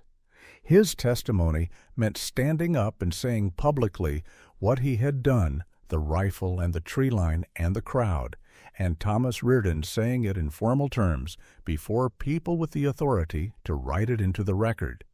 It meant accepting whatever consequence attached to that admission, which was not nothing even in the context of a larger truth that mitigated his culpability. It meant being a 17-year-old boy's grief laid open in a federal proceeding 12 years after the fact in front of strangers in language designed for precision rather than mercy. She did not soften this. She had not come this far by softening things that needed to be seen clearly. "I know," he said. "It will not be simple," she said. "No," he said, and then after a pause that she felt the weight of, "but it is what is owed." She looked at him across the table in the lamplight at the face of a man who had just said the hardest possible thing and meant it with the full depth of 12 years of knowing what he owed and having no mechanism for paying it. And something moved in her that she had been carefully managing since the first afternoon in the tavern, keeping it in the category of observed data rather than felt experience, because the category of felt experience was one she had learned to ration with considerable caution. She let it move. She did not say anything about it.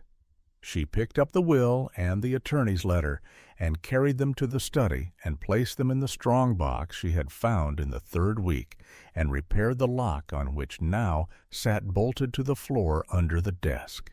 She placed them beside her journal, which she had transferred there the previous week when it became clear that what they were dealing with warranted the additional security.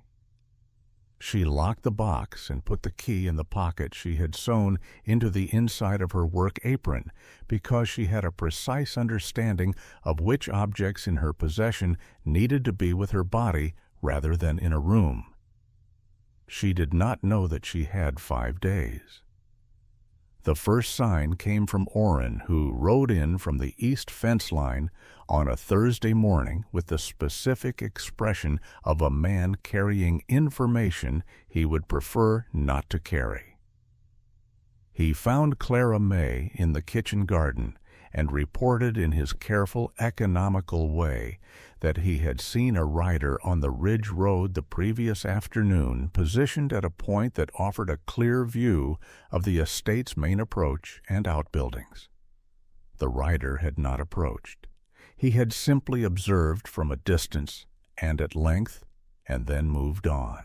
Clara Mae listened to this without visible reaction, thanked Orrin, and went to find Wyatt. "How long?" Wyatt said when she told him. "Orrin saw him yesterday. He may have been there before that." He nodded with the economy of someone who has been expecting something and is now simply registering its arrival. "Crane is calculating," he said. "He sent someone to look before he decides what to do, which means he doesn't know yet what we have. He only knows that you left with me and that I haven't been in town." "How long before the calculation becomes action?" she said. "Not long," he said. "Crane does not hold position once he has decided to move. It is his most dangerous quality." She thought about this. She thought about the 5 boxes of estate correspondence still unsorted in the study and the strong box under the desk with its 3 irreplaceable contents and the 43 miles of open road between the estate and Hollow Creek and the federal land office in Austin, which was considerably further than that. She thought about Orrin, who was 61 years old and loyal, and not a man built for the specific situation that was developing. "We need to get the documents out," she said, "before he moves." "Agreed," he said. "I can ride to Marston. The stage from Marston connects to Austin, if I leave tonight." "He may have the road watched," she said. "He may," Wyatt said.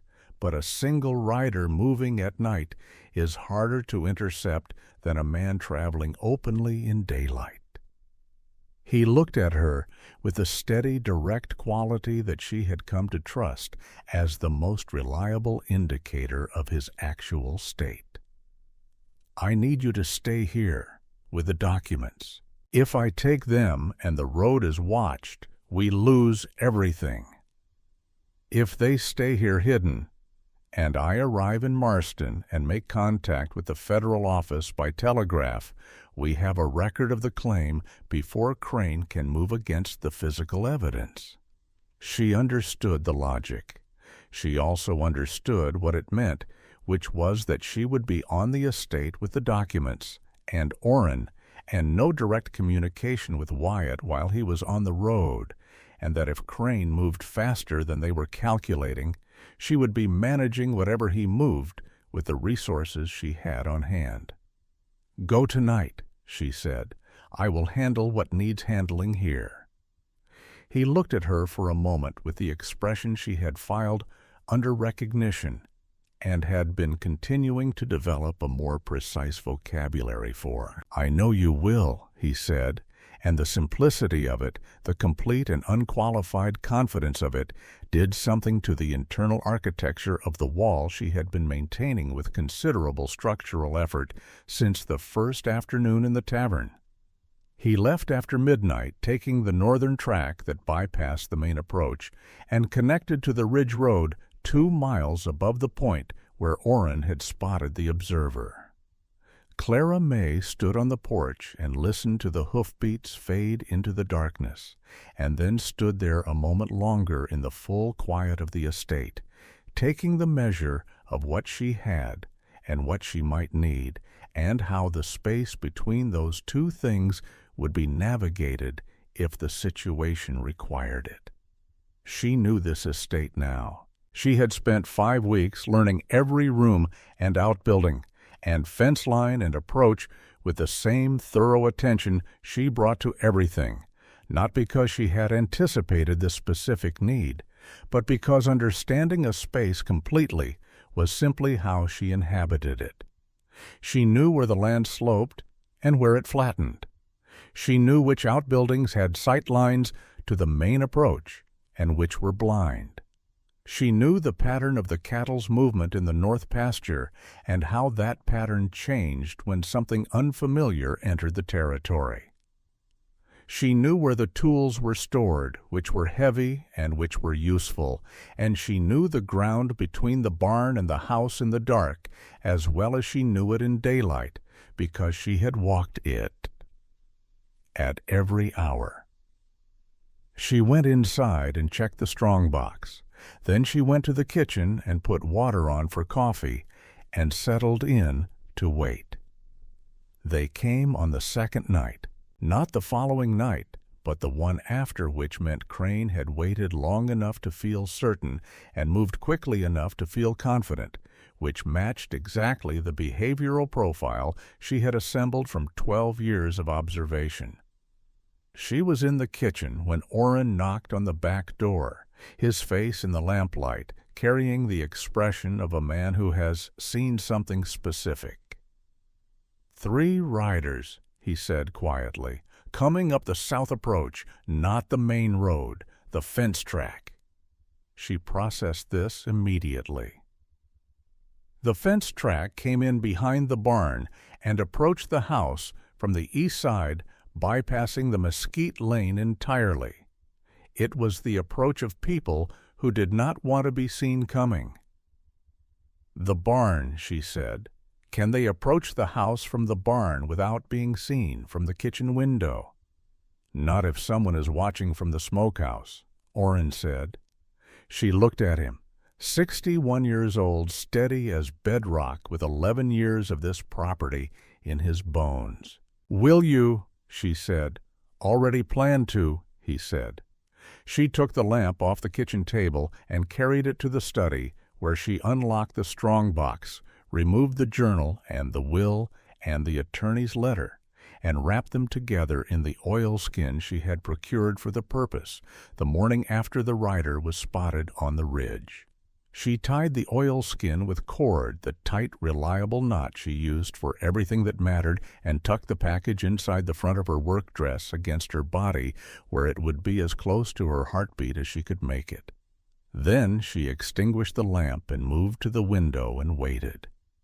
They came across the yard from the barn with the particular gait of men who are trying to be quiet, but are not practiced at it, 3 dark shapes in the thin moonlight, and she recognized the lead figure before he was fully across the yard, because she had catalogued his silhouette years ago in the lamplight of the tavern's back room. Voss, Crane's instrument, the man with the lantern and the black canvas here now, with 2 others whose faces she would be able to identify the moment they were close enough. They tried the front door first. She had bolted it with the heavy iron bar she had installed in the second week, because a door without a proper bar was a door that was only as secure as its lock, and locks were only as good as the mechanisms behind them. The bar held. She heard them try the handle twice, and then heard them move around toward the back. She moved through the house in the dark, with the complete assurance of someone who does not need light in a space they know entirely. She went to the kitchen, took the heaviest iron skillet from the hook by the stove, and positioned herself in the doorway between the kitchen and the back hall, where anyone entering from the rear door would have to pass her in a space too narrow to use numbers effectively. The back door was less heavily barred. She heard them working the latch, heard the wood give, and she was ready when the first man came through. She did not hesitate. She had made her decision before she positioned herself in the clear-eyed, unemotional manner of someone who understands that hesitation in a confined space against a larger opponent is the single most dangerous variable in the calculation. The first man through the door took the skillet at shoulder height with the full force of her broad-shouldered, work-built frame behind it, and he went down in the doorway and did not immediately get up. The second man checked at the sight of the first going down, which gave her exactly the fraction of a second she needed to step back into the kitchen and put the heavy oak table between herself and the door, because she was formidable, but she was not reckless, and 2 standing men against 1 woman in an open space was a different proposition than a doorway. "I know who sent you," she said into the dark of the back hall. Her voice was steady, because she was steady in the bone-deep way of someone who has already decided that the thing she is protecting is worth whatever the protection costs. "And I know what you are here for. And I am telling you plainly that you will not find it, because it is not in this house." A pause. Then Voss's voice from the hall, controlled and cold. "Where is it?" "Halfway to Austin by now," she said. It was not entirely true. The documents were against her chest. But Wyatt was on the road to Marston, and the telegraph was a real thing, and the Federal Land Office was a real destination, and the direction of her statement was truer than its specific geography. Another pause, longer this time. She heard the man in the doorway begin to move, pulling himself upright with the sounds of someone whose shoulder had been impacted significantly, and she heard Voss recalculating. She could follow the shape of his thinking because she had been following the shape of men like him for 12 years, men who operated within a specific mandate and who defaulted to the mandate until the mandate became inoperative. "Where is Harlan?" Voss said. "Gone," she said. A different sound then from the front of the house. The front door, which she had barred from the inside, was being addressed not with a latch, but with something more substantial. A booted kick at the lock plate. And then a second, and on the third, the bar cracked in the frame, and the door opened, and a fourth figure came in from the front. She had not counted for 4. The fourth man was larger than the others, moving with the specific purposefulness of someone who has been given a clear and uncomplicated directive, and he was across the front room and into the kitchen before she could reconfigure the geometry of the situation, and then he had her arm, and the table was no longer a factor. She did not panic. Panic was the luxury of someone who had other options, and she had catalogued her options already and selected the one that remained available. She let him pull her forward using his own force, rather than fighting it, which brought his body off balance in exactly the direction she needed, and she drove her elbow back into his ribs with the full leverage of her frame, and felt him lose his grip, and she moved. She went out the back door and across the yard at a run, not away from the property, but toward the barn, and the familiar dark of the space she knew completely, because flight into open country on foot was survivable for a short time, and manageable for a longer time. But the barn was where the horses were, and the horses changed the calculation entirely. She heard them behind her, the sounds of pursuit across the packed yard, and she did not look back, because looking back cost speed, and speed was the only resource she had in the open. She reached the barn door and was through it and into the darkness, and she heard immediately, and with profound relief, the quiet sound of Orrin's voice from somewhere above her in the hayloft. "2 of the 3 went back for horses," he said, low and quick. "The 3rd is hurt. The one from the front is behind you, 60 feet. She went straight to the bay mare's stall, working the latch by feel, in the complete dark, with the sure-fingered speed of someone who has done this task daily for 5 weeks.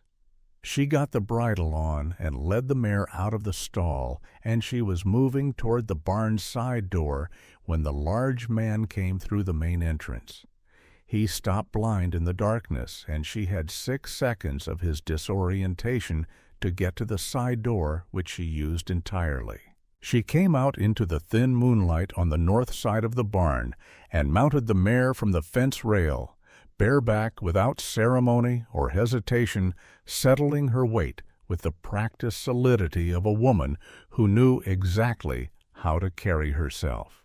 She heard the barn door behind her, but she was already moving, turning the mare north toward the ridge track that Wyatt had taken 2 nights before, the track that led away from the estate and away from Hollow Creek and toward Marston and whatever was on the other end of Wyatt's telegraph line.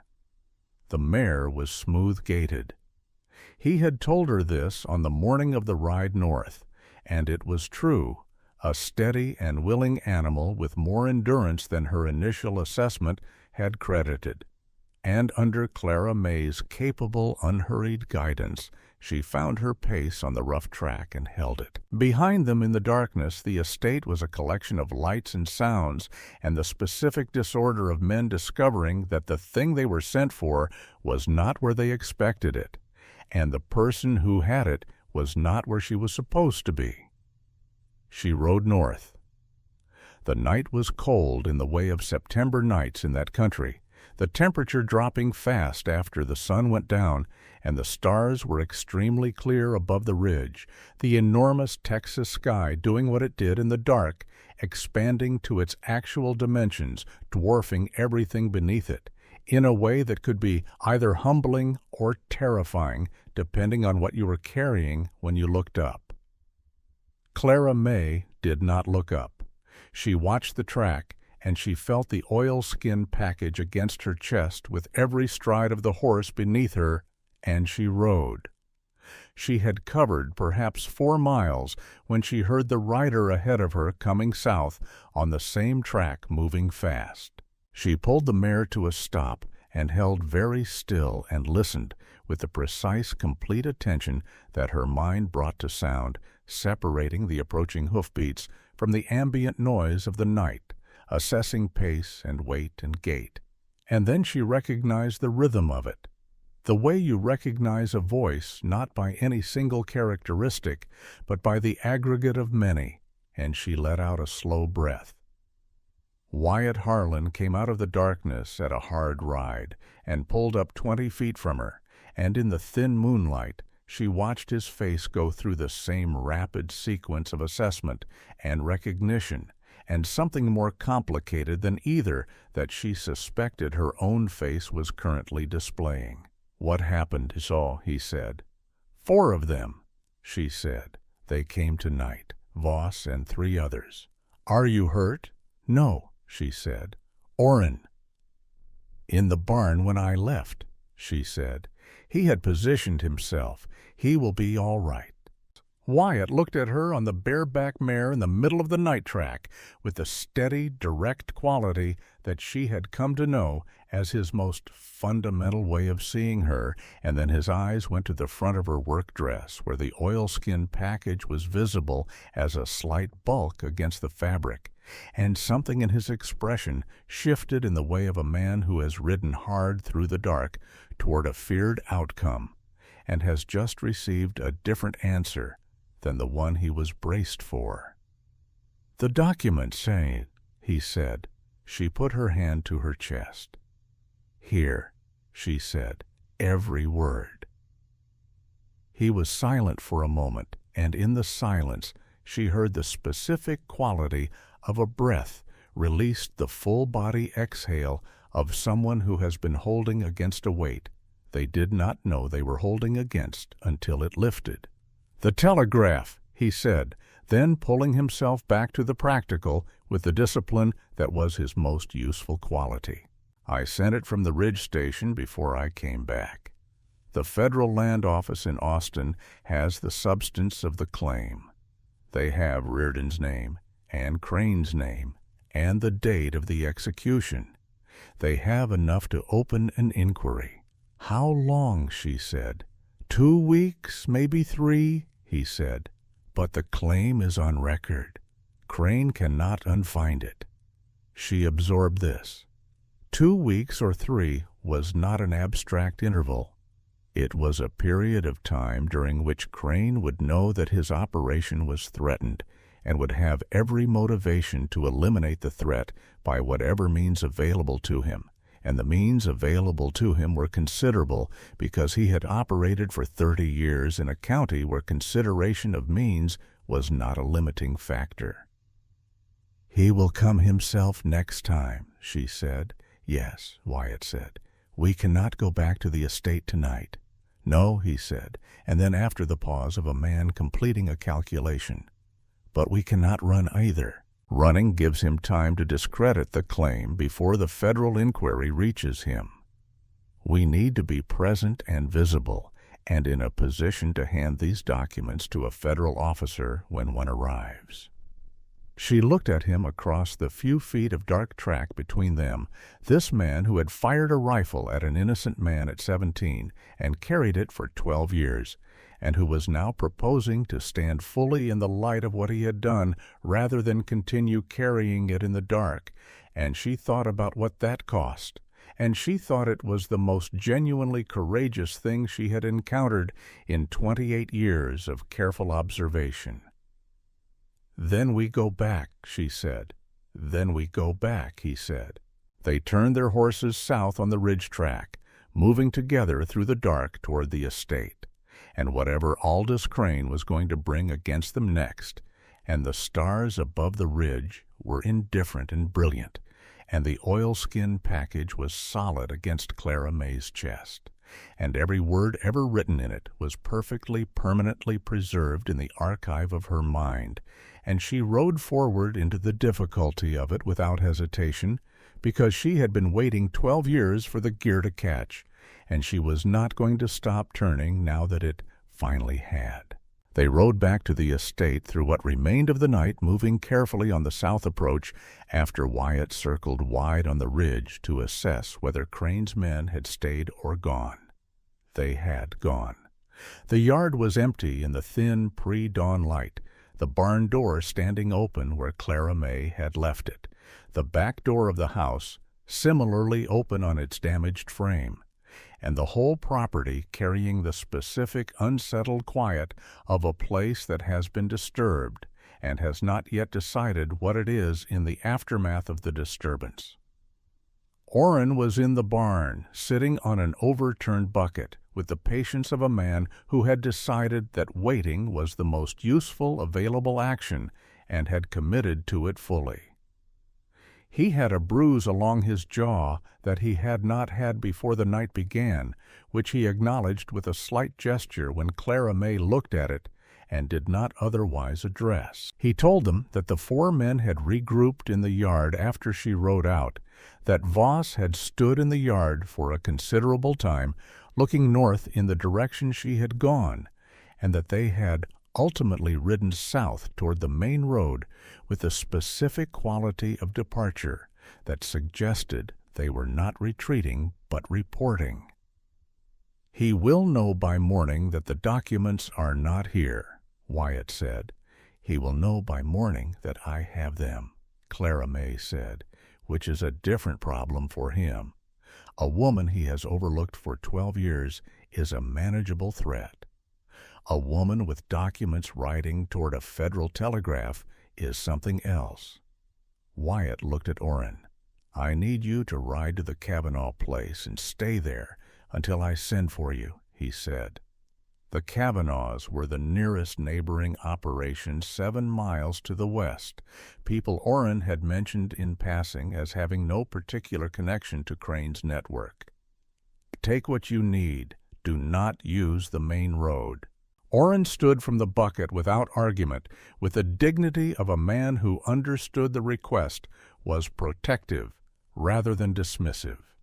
He looked at Clara Mae once with the slow, revised upward assessment he had been developing since the 3rd day of the porch repair, and he said, "You all right?" "Yes," she said. He nodded once, the nod that in his economy of expression carried the full weight of what a more demonstrative man might have said at some length, and he went to saddle his horse.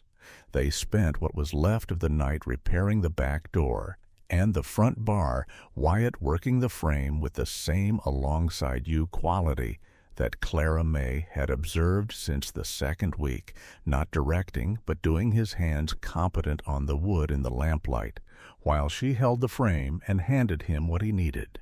The work was practical and necessary, and it also had the quality of something else, the specific intimacy of 2 people doing a hard thing together in the dark, in the hours before whatever was coming, aware of each other with a completeness that neither had the time or the inclination to address directly, but that was present in the space between them as clearly as the lamplight. When the doors were as secure as the available materials permitted, she brewed coffee, and they sat at the kitchen table and reviewed what they had. The documents in the oilskin, The telegraph sent from the Ridge Station, now a filed communication at the Federal Land Office in Austin. Her journal, which contained 12 years of dated verbatim entries documenting Crane's management of the ghost narrative, his conversation with Voss about the lantern and the canvas, his various judicial and civic manipulations, and the specific datable sequence of events surrounding the Reardon hanging. Wyatt's testimony, which he had agreed to give and which he would give, she had no doubt, because he was a man who paid what he owed. What they did not have was time or a guarantee of how the 2 weeks before a federal officer could reasonably be expected to arrive would be navigated in a county where Aldous Crane had 30 years of established authority and the people to exercise it. "He will come to the property directly," Wyatt said. "He has no more reason to be indirect." "When?" she said. "He will want to be certain of what he is doing before he does it," he said. "Crane does not move sloppily. He will spend a day constructing a pretext, something legal in appearance, a claim of trespass, a disputed debt, something he can present to Burley as a basis for an official visit." "Burley will come with him," she said. "Burley will do what he is told," Wyatt said. "He has been doing what he is told for 20 years. But a federal inquiry already on record changes the calculation for a man like Burley, who is primarily interested in self-preservation. If he understands that what he participates in will be reviewed by federal eyes, he becomes less reliable as an instrument." She thought about this. "Then Burley needs to know about the telegraph before Crane brings him here," she said. Wyatt looked at her with the focused quality of someone following a line of reasoning to its conclusion. "If someone were to ride to town and tell him," he said. "Not someone," she said. You are the landowner. You have standing he cannot dismiss, and you are the person whose testimony is the center of the federal claim. If you walk into Burley's office before Crane reaches him, you change the order of his information, and therefore the order of his loyalties." He was quiet for a moment. "That leaves you here alone." "It leaves me here with the documents and the knowledge of this property," she said, "which is a more defensible position than it may appear." He looked at her steadily, and in his expression was the tension of a man weighing two legitimate concerns against each other with insufficient resources to fully satisfy both. She held his gaze and let him work through it, because she had learned that he worked through things honestly and arrived at accurate conclusions if given the space to do so. "I will go at first light," he said finally, "directly to Burley. I will be back before noon." "Go now," she said. "First light is 2 hours away. Use them." He went.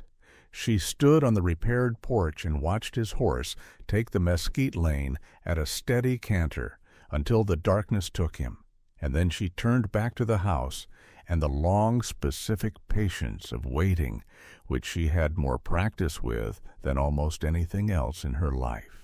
The morning came in the way of September mornings, in that country gradual and then sudden, the darkness thinning to gray, and then the gray breaking open along the eastern ridge into something that had the quality of fire, controlled the specific beauty of a sky that does not care about what is happening below it, and is therefore capable of a purity of expression that human landscapes rarely achieve.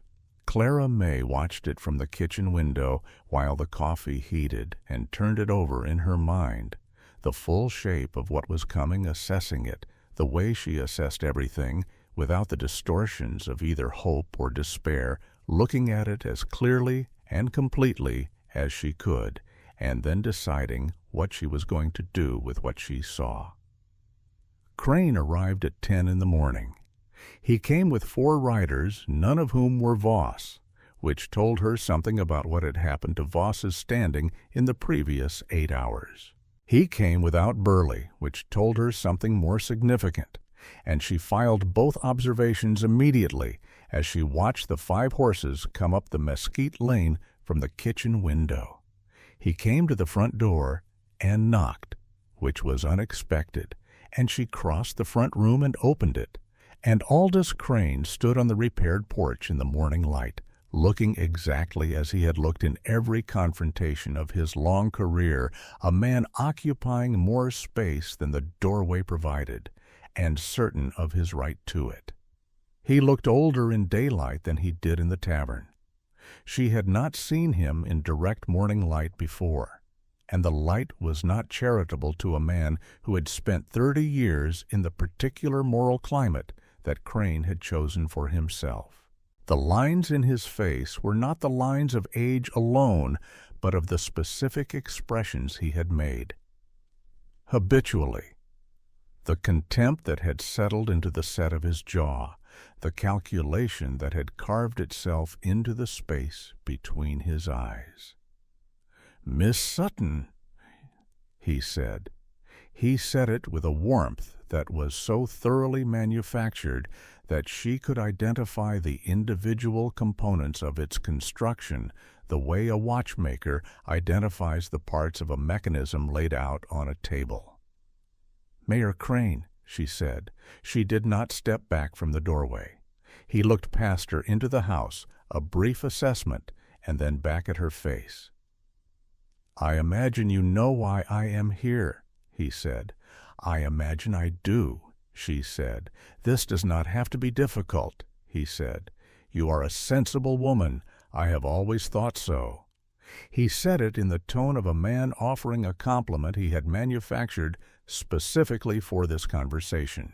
"Whatever Harlan has told you about the past, about things that happened a long time ago that are better left where they are, I want you to understand that the people who get hurt when old wounds are reopened are rarely the people responsible for making them."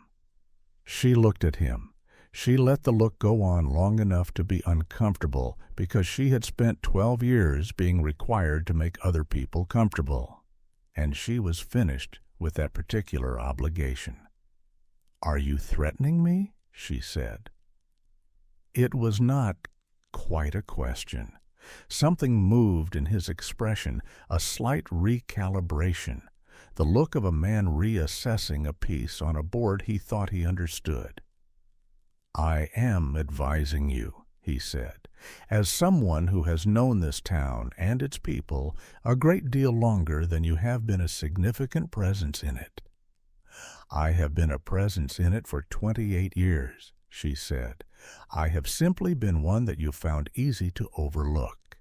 The warmth in his expression did not disappear, but it thinned the way ice thins over moving water, maintaining the surface appearance while losing its structural integrity. "Where are the documents?" he said.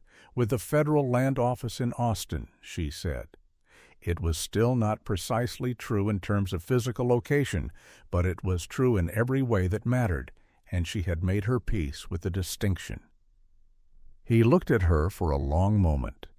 Behind him, his 4 riders sat their horses in the lane, and the morning was very quiet around all of them, the estate's deep, specific quiet that Clara Mae had come to know as a kind of character, the property itself present in the silence.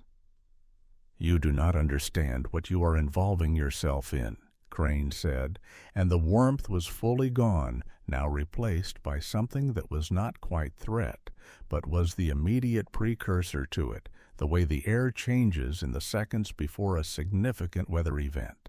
"I have 12 years of documented evidence that contradicts that statement," she said. His eyes changed. This was the moment she had been calculating toward the moment when he understood that she was not bluffing and not guessing and not presenting a generalized challenge, but a specific, documented, legally actionable account of his conduct going back to before Thomas Reardon was put in the ground. She watched understanding arrive in his face, and watched him adjust to it with the rapid, practiced adaptability of a man who had been managing threats for 3 decades, and she watched him decide in the compression of that moment that the situation had passed the point where management was available. He stepped back from the doorway. He turned to the riders and said something she could not hear, and two of them dismounted. She closed the door and barred it, and moved through the house with the rapid, precise efficiency of someone executing a plan made in advance, because she had made this plan during the 2 hours before dawn, walking the property in the dark, with the full inventory of its resources and its vulnerabilities assembled in her mind, calculating exactly what she would do if it came to this. She went to the study. She unlocked the strongbox and removed the oilskin package and retied it inside her dress. She took from the strongbox the secondary set of notes she had spent the night writing from memory, a complete reproduction of the journal's most critical entries, every dated observation relevant to Crane's conduct written in her precise, clear hand on 6 sheets of paper that she had then sealed in a separate oilskin. This second package she went to the kitchen and placed inside the flour canister buried under 2 inches of flour because it was a copy and its value was redundancy, and redundancy was best served by separation. Then she heard the back door give. They had learned from the previous night. The man who came through the back door this time came through it fast and low, and she was ready for him in the way she had been ready the night before, but with the additional advantage of daylight and full knowledge of where she was and where everything in the room was. She was not in the doorway this time. She was beside the kitchen table with the cast-iron skillet in her right hand and the specific stillness of someone who has committed to an action and is simply waiting for the precise moment of its execution. The man came through, and she hit him once with the accuracy of someone who does not waste effort, and he went down and did not get up. The second man came through more carefully, having heard what happened to the first, and this one was larger and moved with the practiced wariness of someone who understood that the woman in the room was not the obstacle they had been led to expect.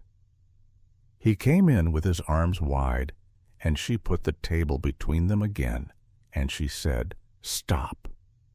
He stopped, not because she told him to, but because the voice from the doorway told him to the voice that had come back earlier than expected, that had covered the 43 miles of road and the conversation with Burley and the return journey with the specific motivated speed of a man who understood what he had left behind and what it was worth to him.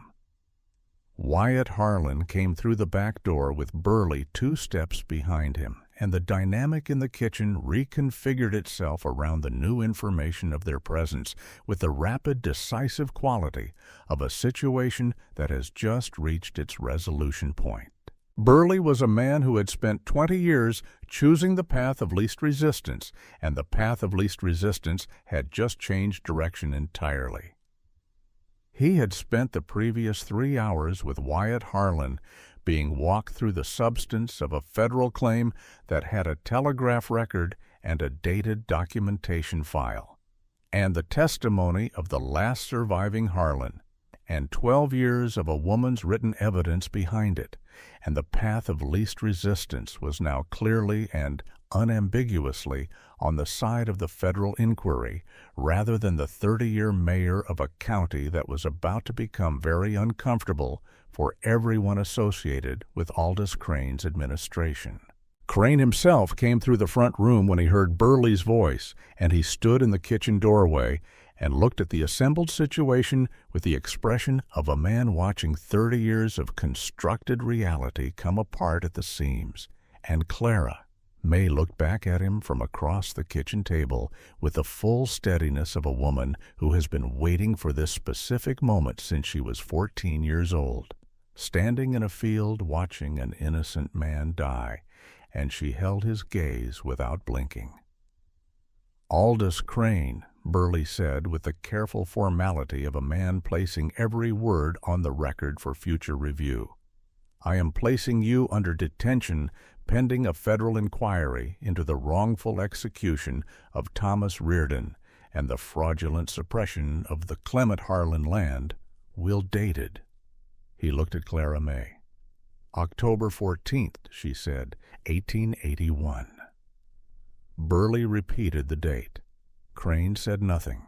He stood in the doorway and said absolutely nothing, and in the silence of his nothing, Clara Mae heard the full 30 years of his confident, protected, unchallenged conduct collapsing into itself like a structure whose foundation has been removed, not with violence, but with the quiet, irresistible force of truth, finally arriving at the place where it had always been owed. The federal officer arrived 11 days later, not 3 weeks, but 11 days, which Clara Mae attributed to the combination of Wyatt's telegraph and the persuasive force of a file that had been clearly and completely constructed by someone who understood exactly what evidence needed to be presented and in what order. He was a compact, serious man from Austin named Reeves, who wore his authority without display and read documents the way Clara Mae read them thoroughly and without rushing, and who asked her questions in the interview that followed, with the precise, focused quality of someone who understood that the person across the table from him was the primary source of a case that was going to require exactness. She answered every question from memory, without consulting the journal, reciting dates and verbatim conversations, and specific contextual details with the accuracy that 12 years of careful preservation had maintained, and she watched Reeves make his notes and understood from the quality of his attention that he believed her not because she was persuasive in the performed sense, but because the internal consistency of what she was describing was the consistency of truth rather than of construction. Wyatt gave his testimony on the second day. She was not in the room when he gave it, because Reeves conducted the interviews separately, but she heard him come out afterward, and she was on the porch, and he came and sat beside her in the chair that had become his chair in the evenings over the 5 weeks of their shared inhabitation of the estate, and he was quiet for a long time. "It is done," he said finally. "The testimony or the wait." She said. He considered this with the seriousness he brought to everything she said. "Both," he said. "Neither. I do not think the weight goes away entirely. I think it changes form." "Yes," she said, "I think that is accurate." He looked at her then in the full afternoon light of the porch he had never adequately maintained until she had repaired it with the expression she had been developing vocabulary for since the first afternoon in the tavern, and had never fully resolved into a single word because it was not a single thing. It was recognition and gratitude, and something that had been building in the space between them through 5 weeks of close proximity and shared purpose, and the specific, unguarded intimacy of two people doing hard things together and finding each other equal to it. "Clara Mae," he said. Her full name in his voice in that particular quality was a different thing from her name in any other context she had heard it used. "Yes," she said, not as an answer to anything he had asked yet, but as a statement of presence. "I am here. I am listening. I have been here." "I need to say something," he said, "and I need to say it in the right order. So I am going to ask you to let me say all of it before you respond." She nodded once. "I have spent 12 years on this property in a condition that I would not have called guilt at the time, because calling it guilt would have required me to acknowledge fully what I was guilty of, and I was not prepared to do that. I called it grief. I called it reclusiveness. I called it preference for solitude. What it was Was a man so burdened by what he had done and what had been done to him that he had stopped being able to move toward anything at all. He paused, looking at the rangeland, the dry grass gold in the afternoon light. And then I walked into a tavern in Hollow Creek and watched a woman carry an impossible weight with more dignity and intelligence and quiet courage than I have observed in any person in my entire life, and something in me that had been stopped for 12 years started moving again. She held very still. She was performing none of the things she would have performed a year ago in response to words like these, none of the deflection or the minimizing or the careful reduction of herself to a size that would not make the speaker uncomfortable. She simply sat in the chair she had earned on the porch she had repaired, and she listened. "I am asking your forgiveness," he said, "for what I did to Thomas Reardon. I know the forgiveness that matters most is not mine to ask you for. But you were there. You were 14 years old, and you were in that crowd, and you have carried the witness of it for 12 years. I am asking you to tell me, if you can, that the accounting is not finished yet, but that it is in motion, that what we have done these past weeks means something toward it." She was quiet for a long moment. The afternoon moved around them with its indifferent beauty, the sky enormous above the ridge, the estate breathing in the particular way she had come to know as its own. "The accounting is in motion," she said, and then, because it was true, and because she had decided some time ago, somewhere between the barn in the dark and the ridge track and the kitchen at 4 in the morning, that the careful rationing of true things was a habit she was prepared to set down. "And I do not hold what was done to you in the same account as what you did. You were 17, and they put a rifle in your hands and called it justice. The man who should be asking forgiveness is in a federal detention cell." He turned and looked at her, and the gratitude in his expression was so unguarded that it cost him something to hold her gaze, and he held it anyway. "There is something else," he said. He reached inside his coat and withdrew a folded document legal in format, which he set on the porch rail between them. "I had Reeves witness this yesterday morning, before the interviews." She looked at it. Then she picked it up and unfolded it with the precise, unhurried attention she gave to all documents, and she read it in the full afternoon light, reading it once quickly and then again slowly, the way she read everything that mattered. It was a deed, legal and witnessed and formally executed. It conveyed to Clara Mae Sutton in full and permanent title the eastern half of the Harlan estate, 2,040 acres of range and working land, including the main house and all outbuildings established as her property in fee simple, with no conditions and no reversions and no encumbrances. It was signed by Wyatt Harlan and witnessed by Federal Officer Reeves, and the signatures were dated the previous morning. She read it twice. Then she set it on her knee and looked at the rangeland for a long moment, at the dry gold grass and the distant ridge and the enormous sky above it all. "This is not a gesture," she said. "No," he said. "You understand what this means," she said. "Legally, permanently." "I understand precisely what it means," he said. "It means what I said in the tavern the first morning is now formally true. You do not work here. You are here. Half of what I am standing on has always, in any accounting I am willing to live with, been owed to someone the town of Hollow Creek wronged. Thomas Reardon's land will be restored to his daughters through the federal claim. This is different. This is mine to give, and I am giving it to the person who made it possible to give anything at all." She looked at him. She looked at the deed.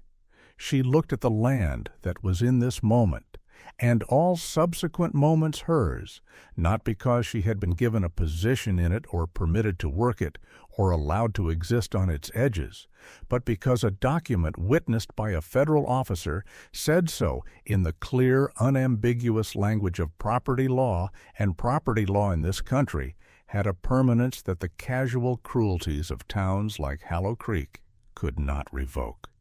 Something moved through her that she did not attempt to name or manage. She let it move.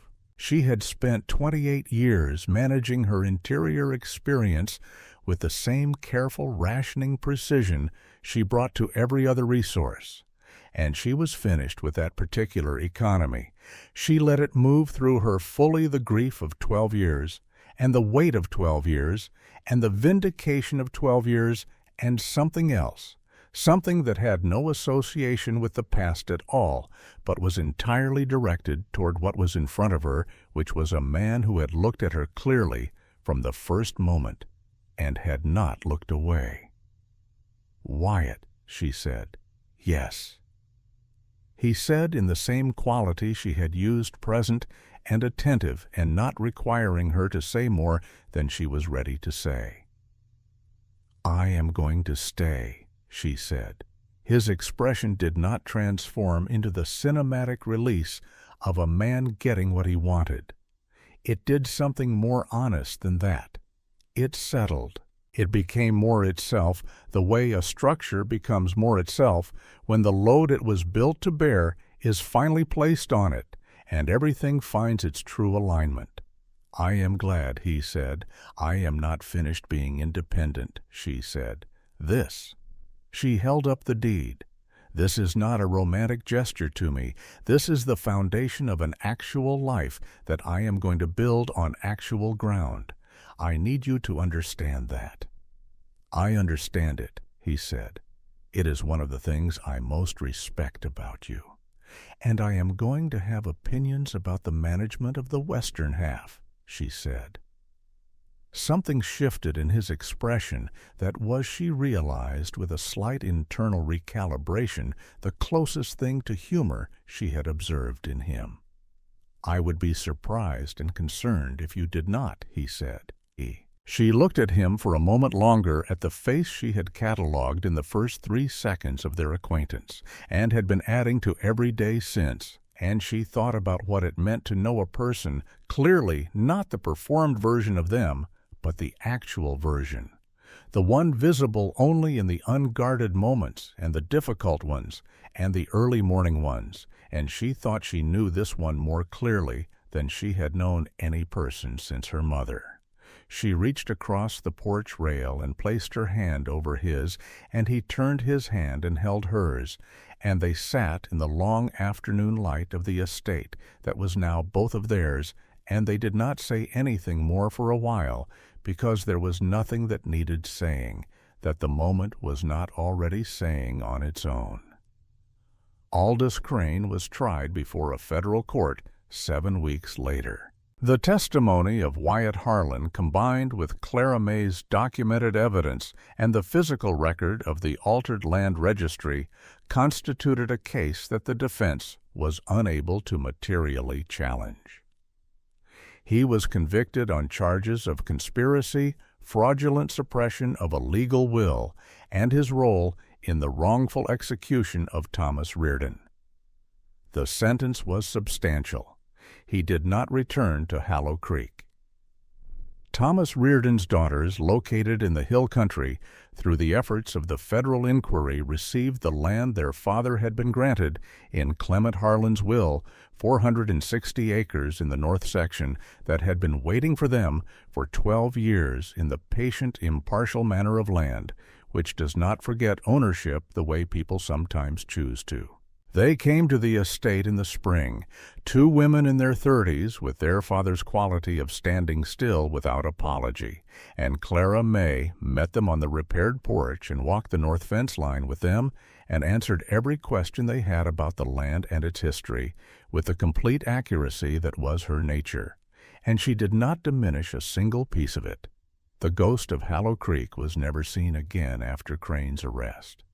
The lantern and the black canvas were found in a storage shed behind the former mayor's house by the deputy who conducted the inventory, and Burley, in the new and clarifying light of self-preservation through honesty, confirmed their purpose in a written statement that became part of the federal record.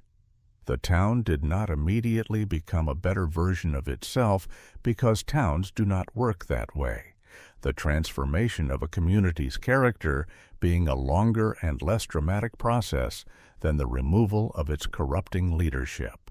But things shifted. The quality of the silence shifted. The particular fear that had governed people's relationship to their own past began slowly and unevenly to loosen. Clara Mae Sutton managed the eastern half of the Harlan estate with the same systematic, tireless thoroughness she had brought to everything she had ever been given the space to manage properly. She expanded the kitchen garden into a productive operation that supplied both the estate and a modest trade with the neighboring properties. She reorganized the cattle operation on her section with the practical efficiency of someone who had been absorbing agricultural information since childhood and had a memory that retained all of it. She maintained her journal, the habit too deeply established to set aside and too valuable as a practice to want to, though its character changed over time, moving from the bare documentation of a woman who could not afford to be caught feeling things to something richer, the record of a life being built rather than merely survived. She and Wyatt did not rush the parts of their relationship that did not need rushing, because they were both people who had learned the hard way that patience applied to the right things was not hesitation but wisdom.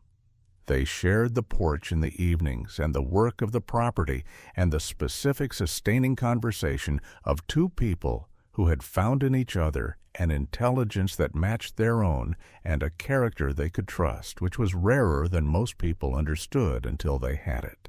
On a morning in the following spring, when the kitchen garden was coming up and the porch was holding solid, and the eastern range was Clara Mae's in the full legal and actual sense of a woman who had built her standing from the ground up with her own hands and her own mind and her own immovable refusal to be less than she was, she stood at the kitchen window with her coffee and watched the dawn come over the ridge. In the way it came every morning, and she felt the weight that had lived in her chest for 12 years assess its own dimensions and find them changed, not gone. She did not believe in the clean erasure of carried things, but changed, redistributed, transformed from the dead weight of unresolved injustice into something with forward momentum. The weight of a life that was going somewhere, that had ground under it and purpose in it. And a man on the other side of the house who would be in the kitchen in 20 minutes with the same quality of morning quiet that she had found she needed, the way she needed coffee, and the particular gold of early light.